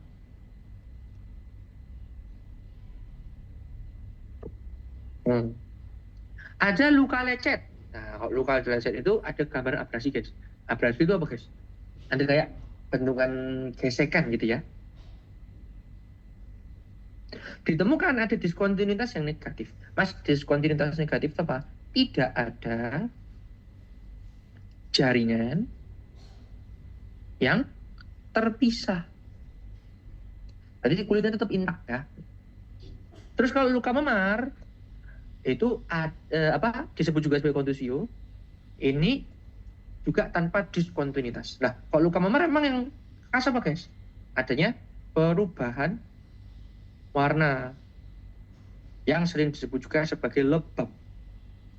Awalnya di 1-2 hari pertama itu warna merah. 4-5 hari kemudian jadi warna ungu, terus jadi kuning, terus baru menghilang. Pernah ya jadi kayak gini ya? Tuh. Kemudian ada luka robek. Kalau luka robek itu gimana guys? Mungkin ya kegasut aspal dicurut gitu. Tapi nggak cuma lecet guys, karena ada diskontinuitasnya. Ada jaringan yang terpisah. Nih jaringan terpisah nih guys ya. Jadi terbuka lah lusi lukanya itu. Terus ada nih lasratum. Nomor 23. Seorang pria ditemukan meninggal dunia di Serjurang. Saat dilakukan pemeriksaan pada paha kanan terdapat luka dalamnya 10, lebarnya 5. Tapi lukanya rata, nggak ada jembatan jaringan. Apa kemungkinan luka tersebut, guys? Kenapa tuh? Ada kedalaman 10, lebarnya 5. Luka yang mana nih? ABCDE? Apakah ditusuk atau disayat atau cuma lecet doang atau memar doang? Ya, betul. Jawabannya adalah yang A, luka tusuk. Kenapa guys? Karena kedalamannya lebih daripada lebarannya.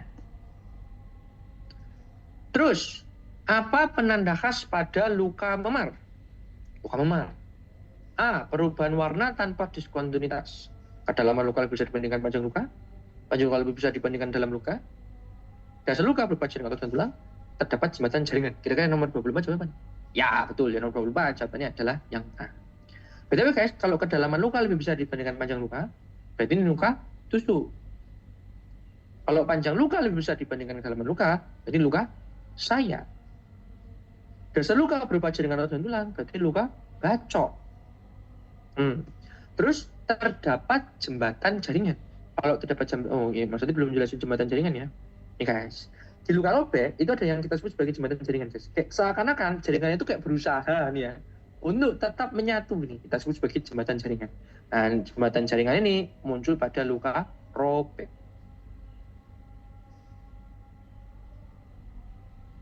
Mana tadi guys? Ini luka robek.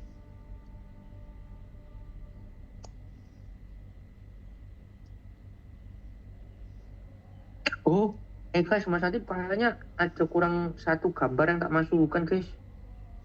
Oke. Terkait dengan ini luka tembak. Aduh, jadi guys ya. Yaudah, ini Mas Adi tak jelaskan dulu ya. Seorang wanita ditemukan meninggal karena tertembak senjata api di bagian perut. Ditemukan imprint, kelim jelaga, dan juga kelim tato. Perkiraan senjata dengan korban yaitu DIT. Cek guys, aku tak kirim gambar yang tak maksud dulu ya.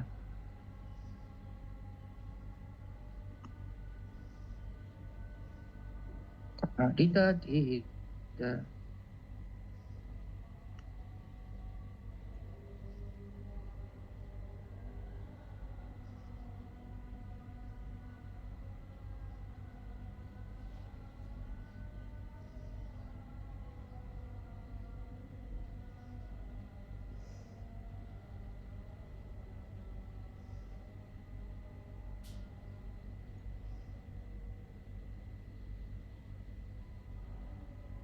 Tak kirim kata dulu.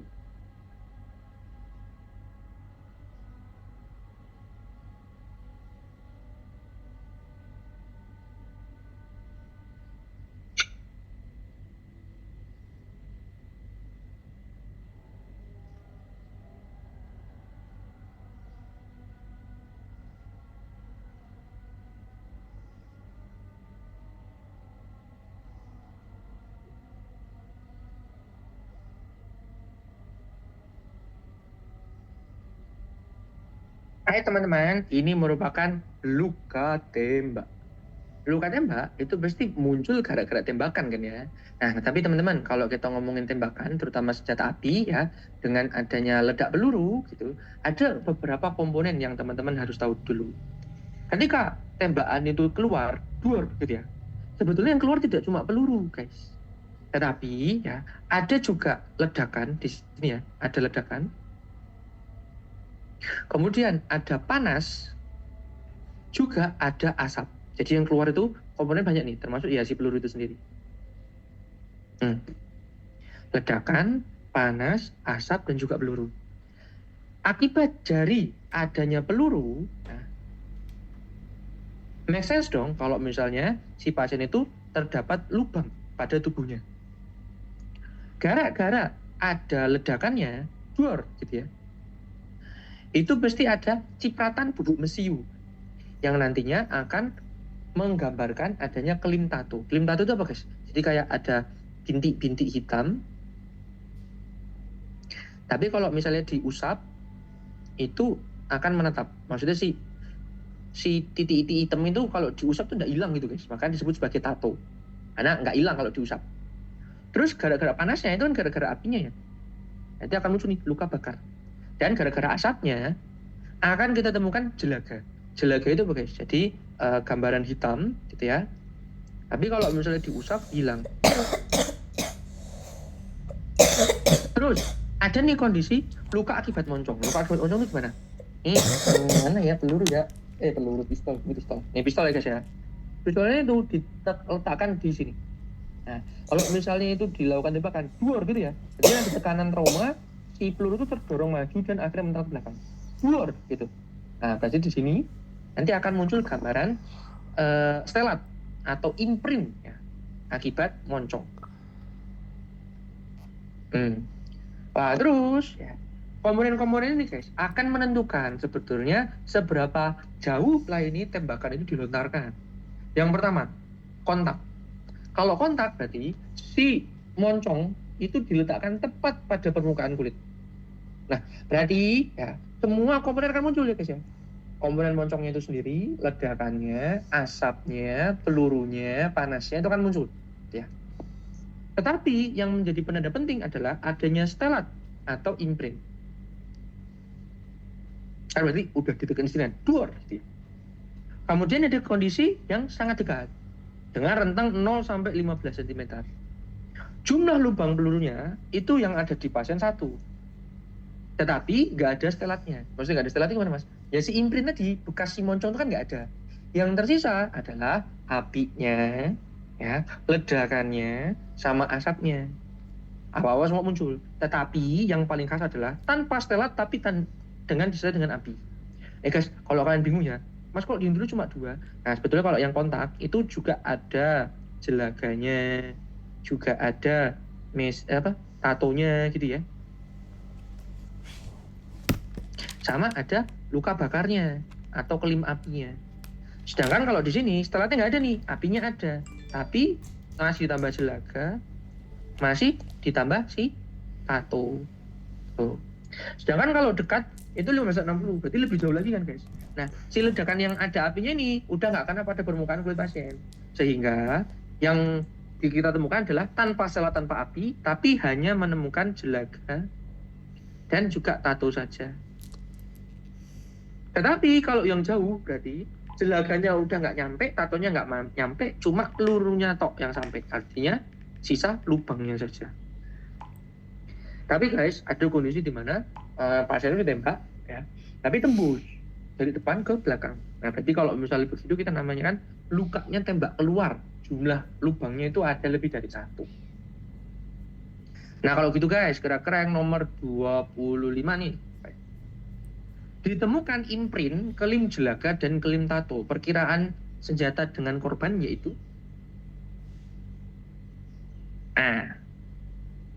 apa guys? ABCDE. Ada imprintnya, dengan ada moncongnya. Kalau ada moncongnya, betul. Jawabannya adalah yang kontak. Itu. Oh my god, udah selesai lah dia.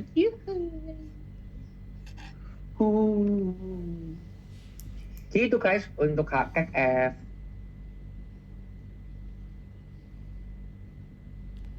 Kakak UKM BT itu suka pusing masalah hakek F. Karena kayak, waduh, kenapa PPKN guys? Guys, ada yang mau tanyakan dulu? Sambil nunggu temanmu, mungkin ada yang bertanya. Ayo kita foto together dulu. Ayo kita berfoto guys.